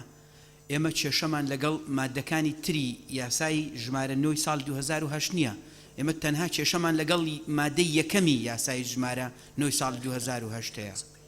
بۆیە لە ساڵی 2010 وایان کردووە ینی تەنها مادەی یەکەمی یاسای ژمارە 9 ساڵ 2008یان ڕاگرتووە. بۆیە پێشنیار دەکەم تەنها مادەی یەکەم ڕابگرین. ئەمە باشترە وەکو باسم کرد کێشەی تریشی بۆ زۆر لایەنی تر و بە تایبەتی باز و خانوبەرە دروست کردووە چونکە دەبێتە ئیزدیواجێتێک دروست دەبێت. باشە سپاس. بەڕێز کاک ساڵح فەقێ. بەڕێز سەرۆکی پەرلەمان من لەگەڵەوەم کە ئەم یاسایە بۆ ساڵانە بەردەوام هەموار بکرێتەوە. بەڕێزانی لیژنەی یاسایی ئەگەر لەم ماوە دیاریکراوە بۆیان جێبەجێکرێەوە کارێکی باشە. ئەگەر پرۆژەیەکی باشیان گەڵاڵە نەکردو پێویست بۆ کا ماوەکە زیاتر بێ و من لەگەڵەوە ماوەکەش نەکەوێتە کاتی پشووە شەرت نییە ساڵێک 14 مانگ بێ یان 10 مانگ بێ لە کاتی پشوەکە نەبێ و سپاس. باشە سپاس. خاتو زۆزان سادق. بەڕێز سەرۆکی پەرلەمانی پرسیارەمش لجنا یاسایی ئەوە کو سبب چییە حتا ساڵێکی بدەنە vê dirêjkirina yasayê ew êk ya duê dixulê çûyî jî da ihtimala ev maddeya ixistiyet bernamêkarî da ku bihête tehdîlkirinê lê heta nûke tinê maye bernameyê da yanî çi çarekirin bûne hatiye kirinê felvêrê pisyar û pêşinyar ew e. Ez pêşinyar kem ku 6 heyv bihêne dananê nek salekê eger bişêne ew lijna pêkîna yan ew kes û bispor û taybetmendên wana ji behs lêkirî ku bişêne duwada çûnê li ser wî babetê bikin bi harîkariya wana eger bişênêt mawê 6 heyva da eger bişênêt mawê 6 heyva da projeyekî pêşkêş bikin li ser vê maddê dê baştir bîte ji salekê çunke dêtme fayê xelkî da bîtin. Spas. باشە سپاس. بەڕێز دکتۆر بەیار عەبدوڕەحمان بەیار تاهر. بەڕێز سەرۆکی پەرلەمانی بەیار تاهر دۆسکی ئەس گەل هەندێنینم ئەف یاسایە بێتە ڕاگرتن چونکی چەندین جارە ئەف یاسایە هاتیە ڕاگرتن و دیتنا من تویا بە چتت بواری جێبەجێکردنێدا چونکی بەڕێز سەرۆکی پەرلەمانی دادگەها مەیادیتی چەندین کێشە و دەعاوی سەرڤیاوان حالەتا هەین و تایبەتی یەت حالەتی سەرقفلیە حالەتێت يت إيجار من الباطن ديتنا من داكو أم دادجها جي سري وراحت كين جوان أرشي تفيا با أف ياسا بيت جيبة جكرن وكي ياسا مدني هر وصاجي خلال وان بصالة دا چندين حالات يتهاتي نجار سركرن خلقي أف دكاندار يشياين الجال خدانة ملكا بجهنا تفاهمكي بديتنا من أجر أم في ياسا جيبة جكين دمکی گلکی کردا دی چهار سریا همی آرشایی تکرن و دیسا بدیتنا من تویا با عمل پارلمان کردستانی بالانس کتنا بین برجوان دا همیلا ناور برین تایبتی خوان ملکاجی دیسا کریچیاجی بدیتنا من حالات محکمه دا مدیتین گلک حالات دکاندار پتری مستفید بو خدان ملکی خلال کاروی دکانه دا و احتماله هی جرکتی گل جرد دا سر قفلی جبر هندي بديتنا من اف ياسايات ويا بيت جيبه جيكرن و اف تعديله نايته بسنت كرن شلاي برلمان كردستاني وسباس باشا سباس. برز دكتور عبد الله جاسم. هم بري سلوك برلمان مقوتي كاس بيشنيا كم ماده كادي اضافه كان يك اف ياساهات بسنت كرن اف تعديله شلاي برلمان كردستاني و ماده كادي اضافه كان كو برلمان پابند بيتن بزوترين كات یاسایی که بدیل یگونجاو در بخینیتن نکو پیلینی مثلا کمتر ساله که آن کمتر یعنی اما خلال فتره کمتر بیتن دف آریشه حل ببین چون که آریشه تقریبا نف کمالگای زور يدبر بلاف بوي وحتى في قبيش شهري شبو نديت يا وزور سباس باش سباس برز دكتور سراج أحمد.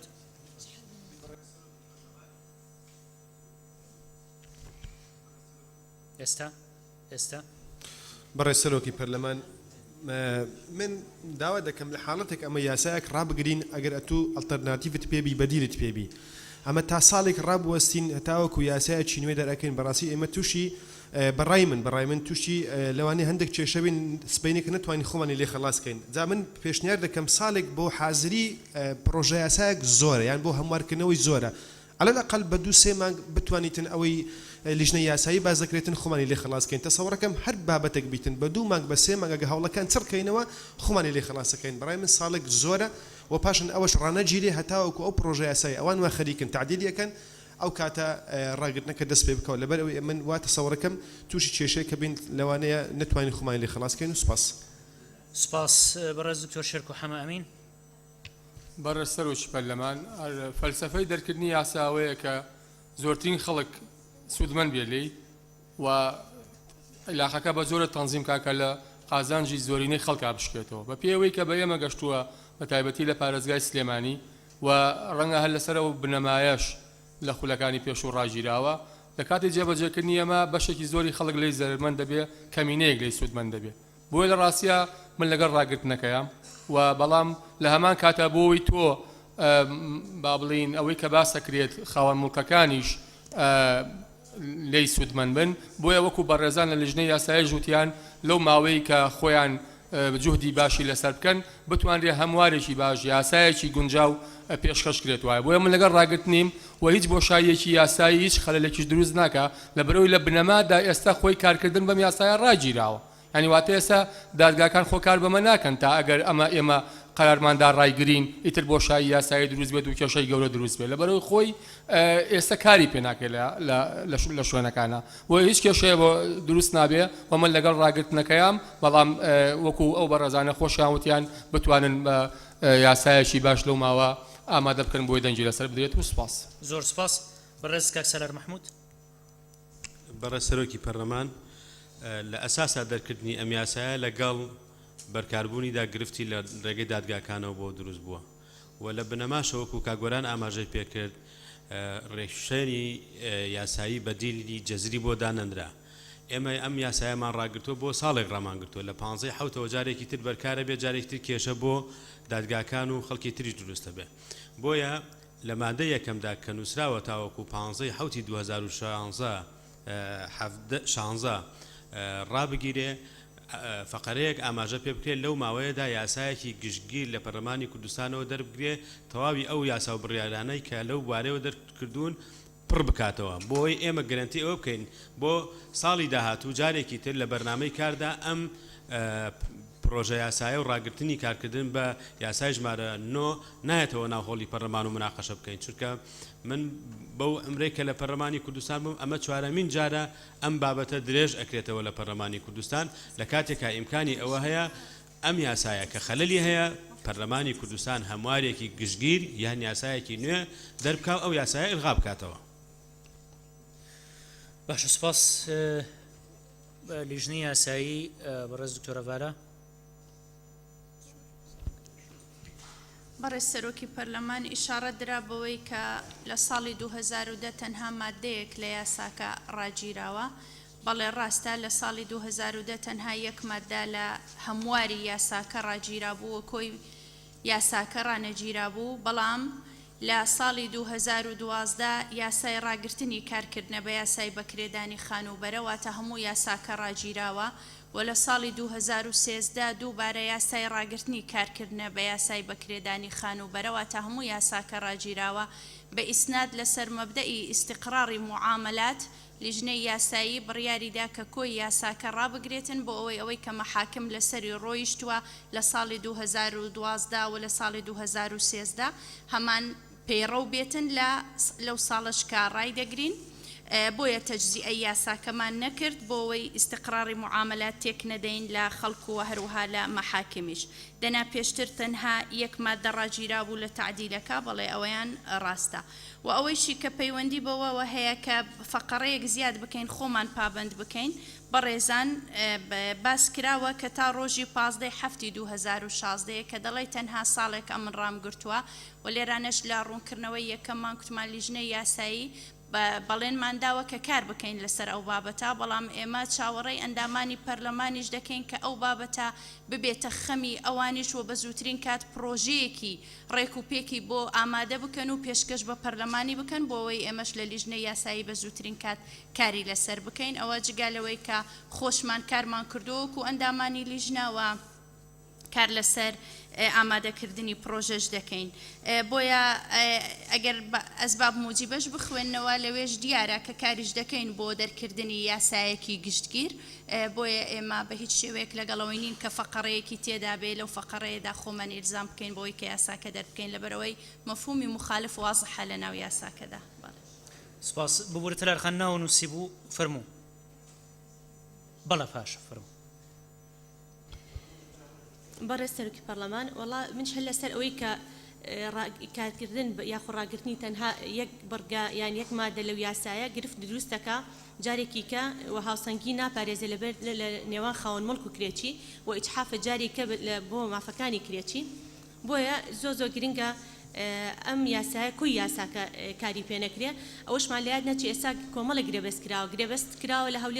لە هەولێر و دوهۆک بە یاسایەک لە سلێمانی بە یاسایەکی کە ئەمەش گرفتێکی دروست ئەکا و لە ئێستا گەر ببینین سێرەکەین زۆربەی زۆری خاوەن مڵکەکان وای لاتۆ بەپێی ئەم یاسایانی ئێستا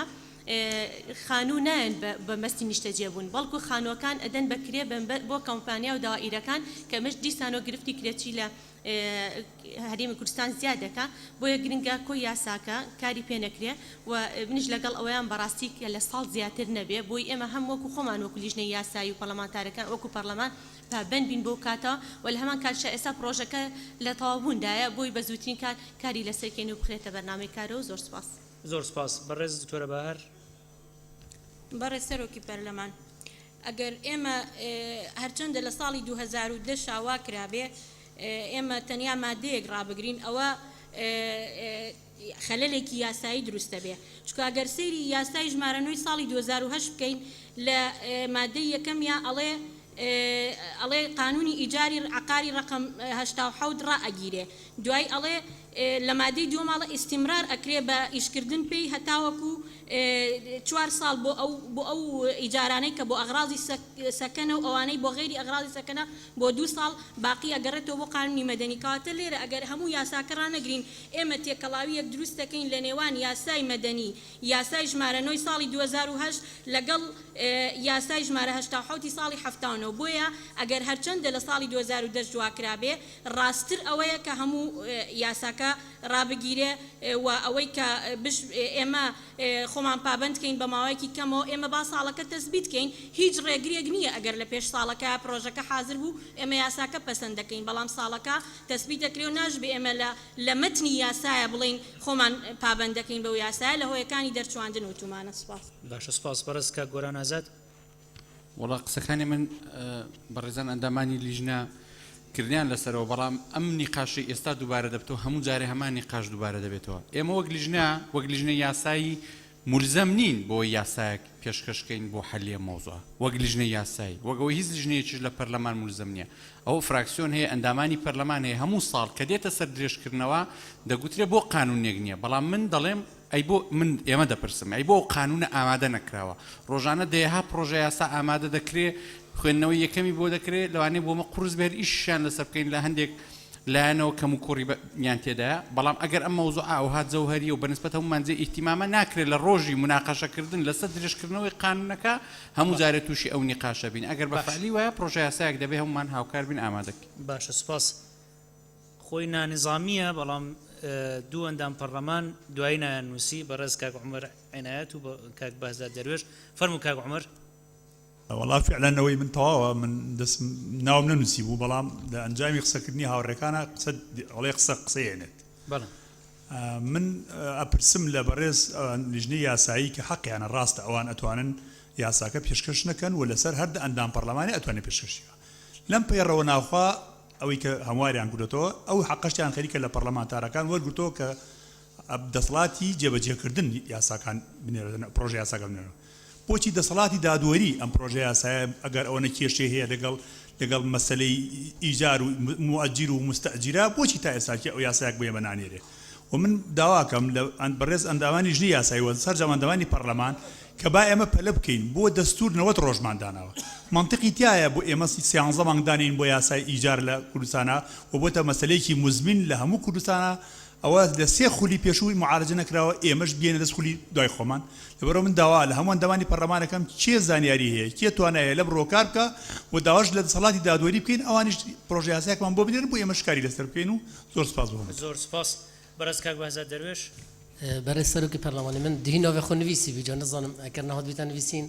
سکرتێر بیر کرد بەڵام لێرە نەبوو بەلێ وایە بەلێ وڵا احتیمالە يعني ئەندام پەرلەمانە بەحث کرد بیت بۆ هەندێک و خەڵکێت هاوڵاتیان هەژار ئەبێت کرێکی ڕاستی ئەف نهێنا استیغلال کردن و فرسە بێتە چارەکردن من پێ باش بیجا کە مۆدەکی ئضافەکەین یانیش بکەینە بڕیارێک یانیش هەر سێ لجنە یەک پەرلەمانێ طبیعیەوە کی گۆران بەحث کرد ملزم نین بەڵام چکی ئەف بابەتە گەلێکی گرنگە هەر سێ لجنە دارایی و شاراوانی ئاوەدانکردنە پروژەیەکی دیراسە بکەن گەل لەوانێ پەیوەندیدار طبعا ڕێکخراو لەگەڵ پەیوەندیدار حکوومەت و ڕێکخراوی پەیوەندیدار پروژەیەک بێتە پێشکەشکردن کو بشین چارەسەریە وێ کێشێ بکەن چکە ڕاستی وەکی بەحثێتەکەن وێگا نزیکە 100,000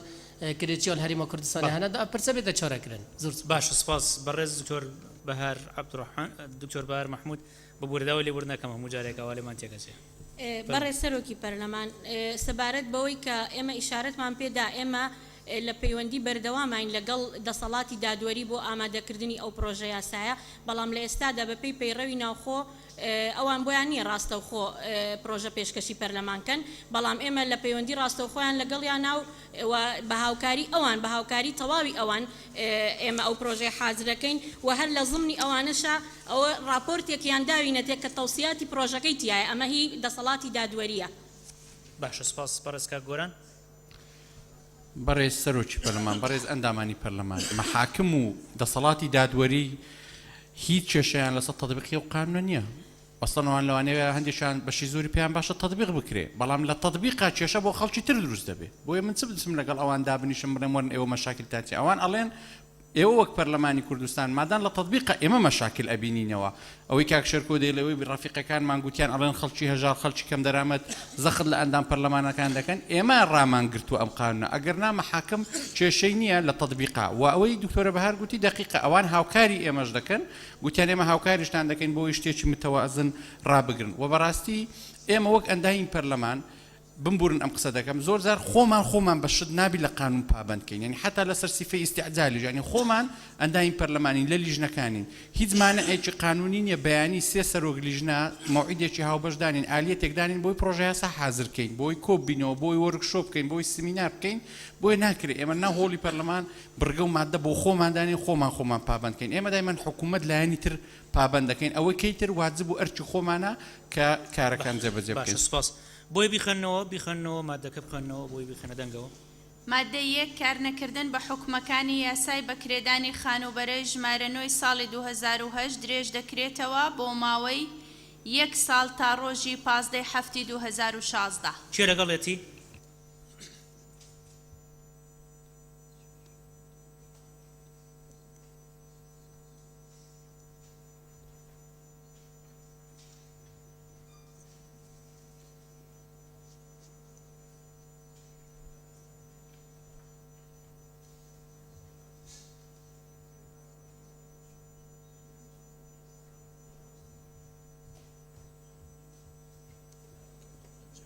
پەنجاوێک کەس لەگەڵێتی کێ دژێتی؟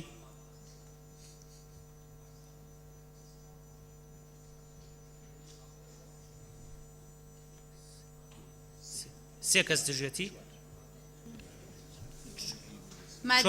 چوار کەس دژێتی کەواتە پەسەند کرا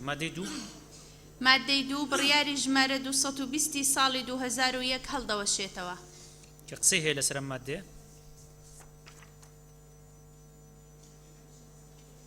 کە قسەی هەیە لەسەر ئەم مادەیە بە ناوی خۆی بنووسێ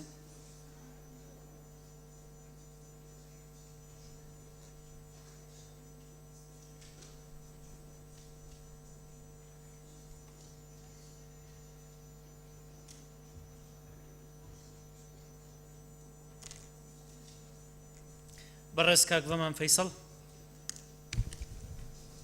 بەڵێ زۆر سوپاس سەرۆکی پەرلەمان دیارە هەڵوەشان و ڕاگرتن دوو بابەتی لەیەک جودان بە هیچ شێوەیەکی لە ڕووی قانونیەوە لەگەل یەکترا تەکیف ناکرێن چونکە هەڵوەشان کۆتایی بە ژیانی یاسایان بڕیار دێنێتن بەڵام ڕاگرتن وابەستراوە بەکاتەوە ئەمە لە حاڵەتێکە لە کاتێکیشدا بە هیچ شێوەیەک ئاماژە لە عنوانە بەوە نەدراوە کە بڕیارێکی تریش لەگەڵ خۆیدا هەڵدەوەشێنێتەوە هالێرە پرسیارێک دروست دەبیتن ئەگەر هاتو ئەو ماوەیەک چونکە یاسا لەسەر فەرەزیات دادەنێتن مشەڕع پێشبینی دەکاتن ئەگەر بێت و ئەو ماوەی ساڵێکە کۆتایی پێهاتوو و هیچ یاسایەکی تر دەستی بۆ نەبرا و یاسا ئەمەی تر فعال بوو کەواتە ئەو هەڵوەشانەش هیچ قیمەتێکی نامینێتن لەبەر ئەوەی ئەمە بڕیارێکی مستەقلە و دەبێت بڕیارێکی تر بۆ دەربچێتن بۆ ئەوەی هەڵوەشێنێتەوە زۆر سپاس زۆر سپاس بەڕێزکە قادر وتمان بەڕێز سەرۆکی پەرلەمان لە ڕاستیدار وەکو بەڕێزان لە لیژنەی یاسایی ئاماژەیان پێدا و بڕیارە تەنها لە سنووری پارێزگایەک جێبەجێ کراوە و کۆمەڵێک کەیس ئێستا لە دادگان کە دەرەنجامی دەرچوونی ئەو بڕیارەیە بۆ نمونە یەک لەو کەیسانە ئەوەی ڕانیە لە قەیسەری هاوژین بەڵام من پێ باشە لەگەڵ هەڵوەشانەوەی ئەو بڕیارە داین بەڵام پێمان باش بوو کە ئەو بڕیارە بە بڕیارێکی کە هەڵبوەشێنینەوە یعنی نەک بە یاسا بڕیارەکە هەڵبوەشێنینەوە و حەز دەکەم لەو بارەوە بەڕێزان لە لیژنەی یاسایی ڕوونکردنەوە بدەن هەم لەسەر بەدیلی بڕیارەکە کە ئەمە گرفتی بەرزی و نزمی کرێە و هەمیش لەسەر ئەوەی کە ئاراستەیانم کرد زۆر سپاس باشە سپاس بەڕێز دکتۆر شێرکۆ حەمە ئەمین بەڕێز سەرۆکی پەرلەمان لە ڕاستیان من حەز دەکەم ئەو بەڕێزانە بە حکومەوەی بەدواداچوونیشان کردووە چکەم بۆ بە تایبەتی لەسەر بڕیاری ژمارە 220 ساڵی 2001 کامە بڕیارەکەیە ینی ڕووکردنەوەی زیاترمان بەنێ ینی هەر تەنها سەبەبەکە ئەوەیە کە با بڵین کاتی خۆی لە پارێزگای سلێمانی ئەمە دەرکراوە یاخود کێشەی بۆ خەڵک دروست کردووە چکە ڕەنگە دیوی تریشی بە ئێمە گەشت بێت لەوەی کە ینی چکە تەنها تایبەتە بە مەسلەی خانوبەری بازرگانی مڵکی بازرگانی و تایبەت نییە بە مڵکەکانی تروانە بۆیە پێم خۆشە ڕوونکردنەوەی زیاتر بدەن لەسەرەوەی ینی بەهانەیان چییە لەسەرەوەی کە ئەم بڕیارە هەڵوەشێتەوە سپاس باشە سپاس بەڕێز کاگەنوەر قادر بەڵێ بەڕێز سەرۆکی پەرلەمان منیش لەگەڵەوەم کە بڕیاری 220 ساڵ 2001 هەڵبوەشێتەوە چونکە ئەم بڕیارە لە پارێزگایەک جێبەجێ دەوێت لە پارێزگایەک کە جێبەجێ نابێ وەلەو پارێزگایش کێشەیەکی گەورەی دروست کردووە لە بینی کرێچی و خاوەن مەڵک گەر بۆ نمونەوە بێنمەوە لە نزیکەوە ئاگادارم لە نێوان کرێچی و خاوەن مەڵک لە بازارێکی بڵین شاری ڕانیە کێشەی گەورە هەیە لەو بارەیەوە بۆیە ئەم لەگەڵەوە هەڵبوەشێتەوە سپاس باشە سپاس لیژنەی یاسایی ڕوونکردنەوەتان بەڕێز دکتۆر بەهار دکتۆرە بەهار مەحموود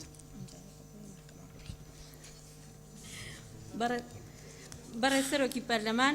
ئێمە لە بیدایشتیشەوە ئیشارەتمان بۆ دا کە قەراری ژمارە 220 ساڵی 2001 کە دەرچووە گەڕاوەتەوە بۆ قانونی مەدەنی یعنی گەڕاوەتەوە بۆ کارکردن بە قانونی مەدەنی لە قانونی مەدەنیشە هەر کاتێ مدەی عەقدەکە کۆتایی هات مؤەجیر بەبێ سەبەب ئەتوانێ مستەئجیر دەربکات بۆیە ئەمە تێکچوونی بەڵانسەکەی ئەمە لەلایەکی ترەوە ئەمە سیمای دوو ئیدارەییە نابێ بڕیارێک شوێن لە محافەزەیەک جێبەجێ بکرێ و لە یەکێکی تر جێبەجێ نەکرێ ئەمە دوو سێەم کە یاسای ژمارەنەوەی ساڵی 2008 دەرچووە بە دوای ئەوە دەرچووە بڕگەیەک هێڵە کار بە هیچ یاسا و بڕیارێک ناکرێ کە پێچەوانەی ئەمە بێ کەواتە ئەمە خۆی لە خۆیان بڕیاری ژمارە 220 هەڵوەشاندۆتەوە بۆیە کارپێکردنەکە ئەساسێکی قانونی تەواوی نەبووە لەبەر ئەم سەبەبانە ئێمە داوای هەڵوەشانەوەیەکەین سەبارەت بەوەی کە بڕیاری ژمارە 220 لە عینوانە ئیشارەتی پێنەدراوە دەبێ بڕیارێکی مستەقیل بێ ئەوە ڕاستە کەوا ئەمە جیاوازە لە ئەو کارنەکردن بە یاسای ژمارە 9 بەڵام متعلقە بە مەسەلەی ئیجاری عقارەوە ئەگەر ئێمە ئەو بڕیارە هەڵنەوەشێنینەوە لەبەر ئەو سەبەبانەی کەوتم تێکەڵیەک ڕووەدا مادام متعلقە بە نفسی مەوزوعەوە هیچ ڕێگریەک نییە بۆی کە لێرە هەڵی بوەشێنینەوە و بەڵێ بە قەزدەن وتومانە ئەویان کارکردن پێی ڕاگیرێ بەڵام ئەمایان هەڵەوەشێتەوە ئەمانەوێ بڕیاری ژمارە 220 بە یەکجاری بمرێنین یعنی مەبەستەکە ئەوە بۆ و سپاس خاتو تەلار لەتیف بەڕێز سەرۆکی پەرلەمان بڕیاری 220 کە کاتی خۆی دەرکراوە ئەو بڕیارە ڕاستە لە ڕووی ئاوادانکردنەوە شتێکی باشە وەسیمایەکی باشیە بۆ ئەوەی کە بتوانین لە دروستکردنی باڵەخانە تیجاریەکانە کارێکی باش کرێ بەڵام لە ڕووی پاراستنی مافی کرێچیە ئەو باڵانسی ڕانەگرتووە بە تایبەتی ئێمە ڕاستە لە بڕیارەکەیە بۆ خانووی نیشتەجێبوون و هەروە بۆ تیجاریەکانیش بوو بەڵام دوایی ئەوەی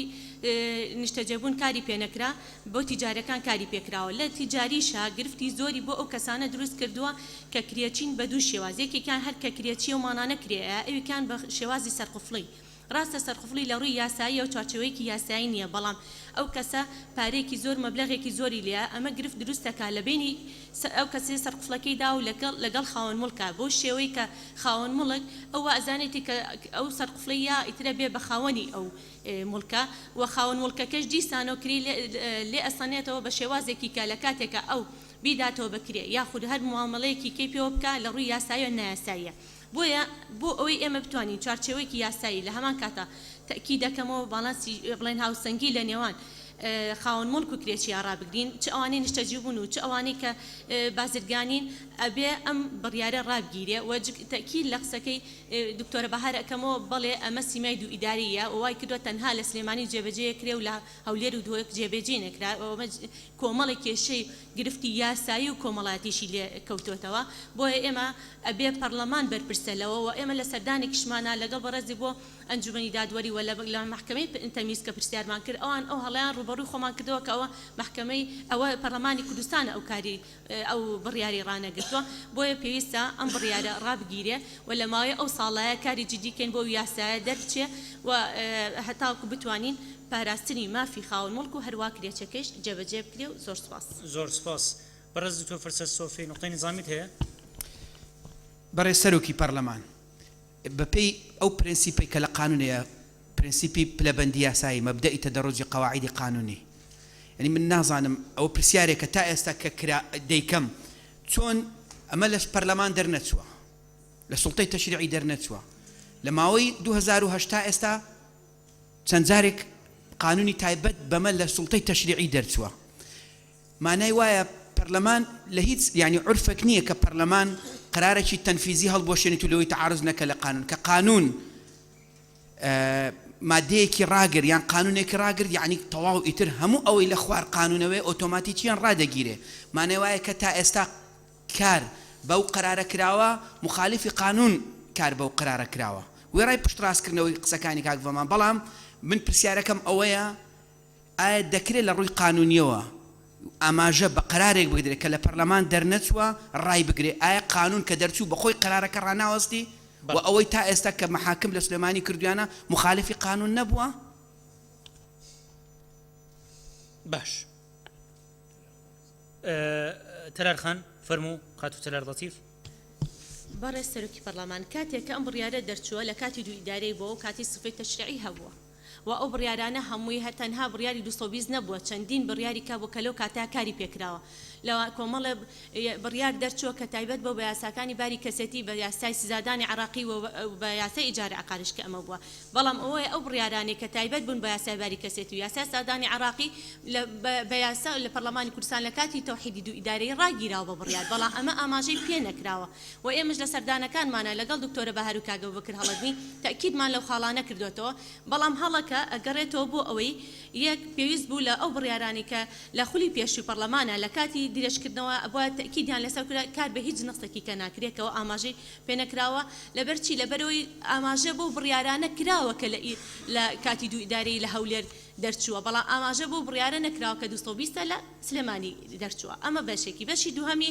هەڵەکە گەڕێتەوە بۆ محکەمەی تەمیز لە کاتێکە کە ئەو ڕاستە بە صفەی استئنافی ئەمانە تەمیز کراونەتەوە بەڵام ئەو بڕگەی تایبەتە بە تەعویزات و بەیعادی تەقدیرەوە جارێکی کە ئەگەڕێتەوە محکەمەی تەمیز لە هەولێر ئەوان هەمویان تەصدیق کردووە تەصدیقکردنی ئەو بڕیارانە ئەوە لە ڕووی قانونیەوە جارێکە بەردەوامبوونی محکەمەی هەولێر سلێمانی بۆ لەسەر جێبەجێکردنی ئەو یاسا بۆیە ئەوان پێویستیان بەوە هەیە ئێستا تەکید کرێ بۆ بە یاسا کار لەسەر هەڵۆشانە ئەو بڕیارە کرێ هەتاوکو ئەوانش بتوانن کار بەوە نەکەن و ئەو سیمای دوو ئیدارەی نەمێنێتە زۆر سپاس باشە سپاس بەڕێز کاگە بەکر هەڵەدنی داوای ئەوەی کردووە چەند خولێکی بینە فەرموو بەڕێستەرۆکی پەرلەمان هەر ئەوە بوو من بیرم چوو بە هەمان شێوە فراکسیۆنی بزوتنەوەش ئێمە جاری پێشووتر بایکۆتی هۆڵەکەمان کرد لەسەر یاسای قەرز بۆیە دەنگی ئەوانیش لەگەڵ دەنجی ئێمە فراکسیۆنی بزوتنەوەش ئەمڕۆ بایکۆتی هۆڵەکەیان کردو لەسەر یاسای قەرز. باشە سپاس. تکایە دەقی مادەکە بخوێننەوە بۆ بیخێنە دەنگەوە. مادەی 2 بڕیاری ژمارە 220 ساڵی 2001 هەڵدەوەشێتەوە. چێ لەگەڵێتی؟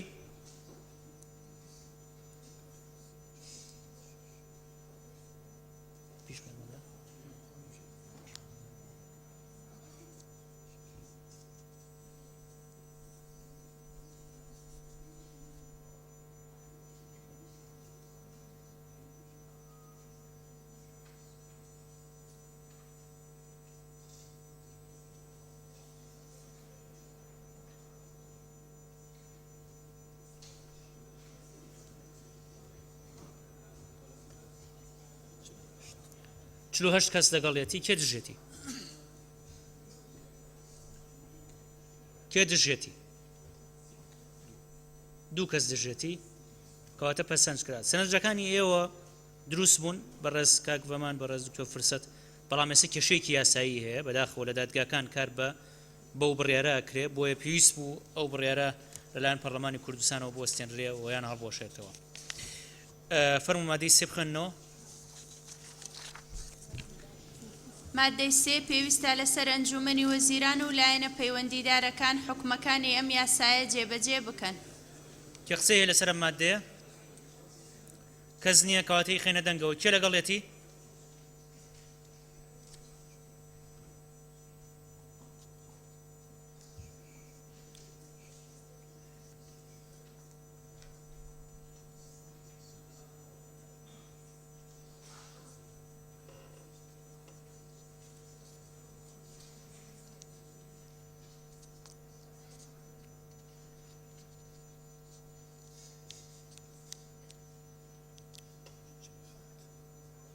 چلو حەو کەس لەگەڵێتی کێ دژێتی؟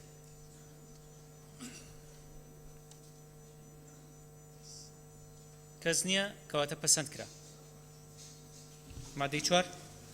مادەی 4 ئەم یاسایە لە ڕۆژی دەرچوونیەوە کاری پێدەکرێ و لە ڕۆژنامەی فەرمی وەقایعی کوردستان بڵاو دەکرێتەوە. کێ لەگەڵێتی؟ کێ قسەی هەیە لەسەری؟ کێ قسەی هەیە لەسەر ئەم مادەیە؟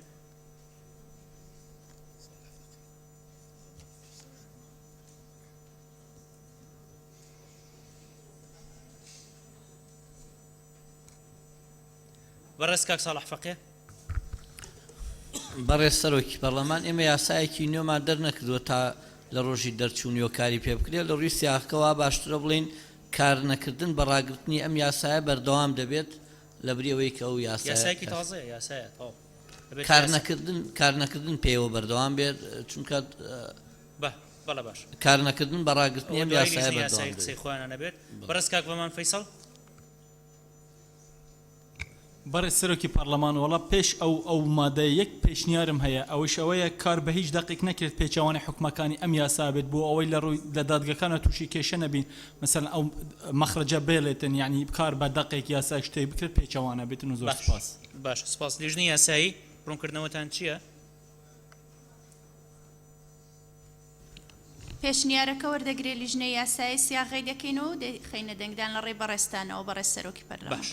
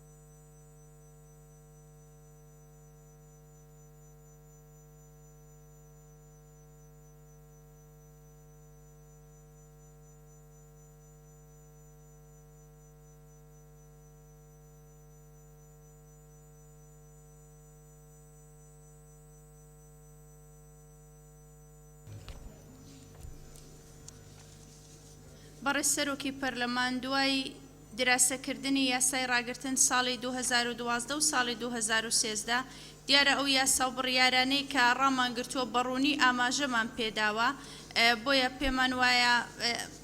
ڕێگا نەگرینیان ئەو دەقە ئیزافە نەکەین کە کار بە هیچ یاسایەک و دەقێک و بڕیارێک نەکرێ دژی و ناکۆک بێتن لەگەڵ ئەوەی کە لەم یاسایەدا هاتووە بۆ ئەوەی ڕێگری نەکرێتن لە جێبەجێکردنی ئەو یاسایەنەی کە بەڕاگرتنی ئەو یاسایەنە بەرکار دەبنەوە و دەخرێنە بەرکار و جێبەجێکردن بە تایبەتی یاسای مەدەنی و هەروها یاسای بەکرێدانی خانوبەرە. باشە سپاس. بەڕێز دکتۆرە بار مەحموود. بەڕێز سەرۆکی پەرلەمان تەبیعەتی ئەم یاسایە جیاوازە لە یاساکانی تر بۆیە ئەو بڕگەیە پێویست ناکە بۆ ئیزافە بکرێ تەبیعەتی یاساکانی تر تۆ کۆمەڵی حکمی تیاڕیزەکەی ئەڵەی کار بە هیچ یاسایەک ناکرێت پێچەوانی حکومەکانی ئەمە بێ بەڵام لێرە ئێمە حکممان نەوتووە یاسایەکمان ڕاگرتووە بڕیارێکمان هەڵۆشاندوێتەوە بۆیە پێویست ناکە ئەو بڕگەیە. باشە ئێستا سپاس کەواتە مادەکە بخوێنەوە بۆ بیخێنە دەنگەوە. مادەی 4 ئەم یاسایە لە ڕۆژی دەرچوونیەوە کاری پێدەکرێ و لە ڕۆژنامەی فەرمی وەقایعی کوردستان بڵاو دەکرێتەوە. کێ لەگەڵەتی؟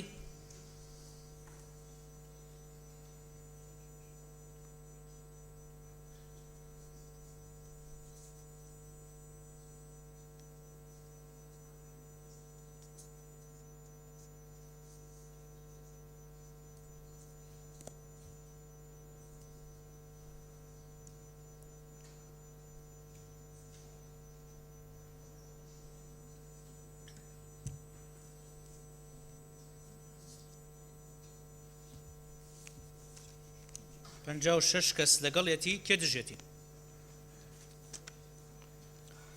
کەس نییە دژی بێ کەواتە پەسەند کرا. هۆیەکانی دەرچواندنی ئەم یاسایە لەبەر ئەوەی ئەم یاسایە کێشەی کۆمەڵایەتی لە نێوان خاوەن مڵک و کرێتی لێ دەکەوێتەوە و تا دەرکردنی یاسایەکی گشتگیر کە سەرجەم یاسا و بڕیارەکانی ئەم بوارە لە خۆ بگرێت ئەم یاسایە دەرچوێندرا. کێ قسەی هەیە لەسەر هۆیەکانی دەرچواندن؟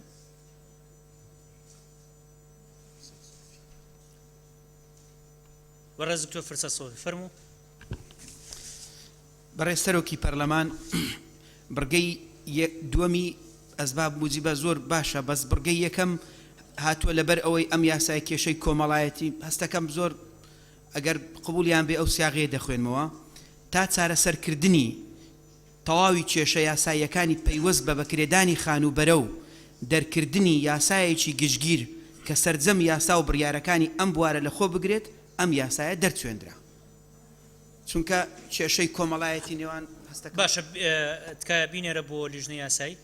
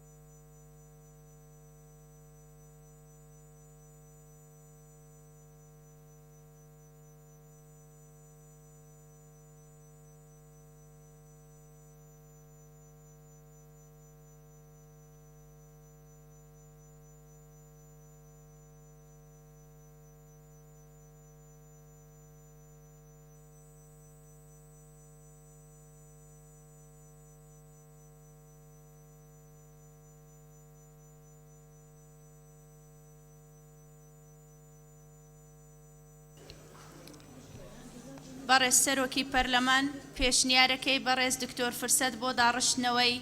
هۆیەکانی دەرچواندن پەسەند کرا و لیژنە بەو شێوەیە دایڕشتەوە. هۆیەکانی دەرچواندنی ئەم یاسایە تا چارەسەرکردنی کێشەکانی پەیوەست بە بەکرێدان و دەرکردنی یاسایەکی گشتگیر کە سەرجەم یاسا و بڕیارەکانی ئەم بوارە لە خۆ بگرێت ئەم یاسایە دەرچوێندرا. کێ لەگەڵەتی بۆ شەوەی کە خوێنرایەوە؟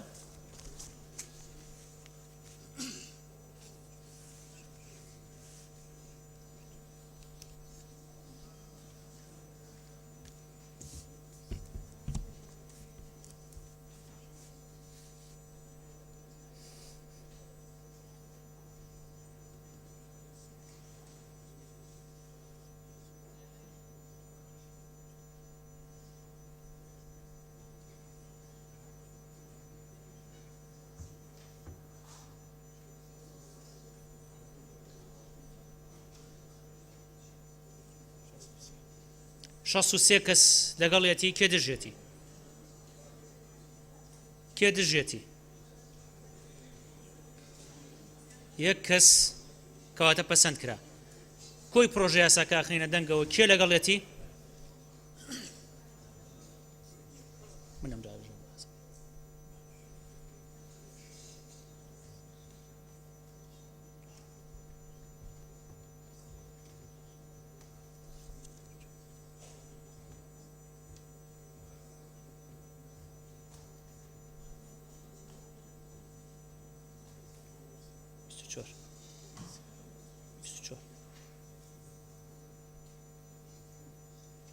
شەست و یەک کەس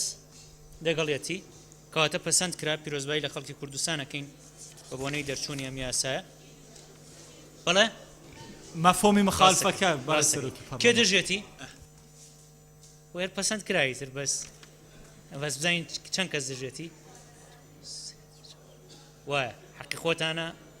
ڕای خۆتان بڵن. 4 کەس دژێتی کەواتە پەسەند کرا.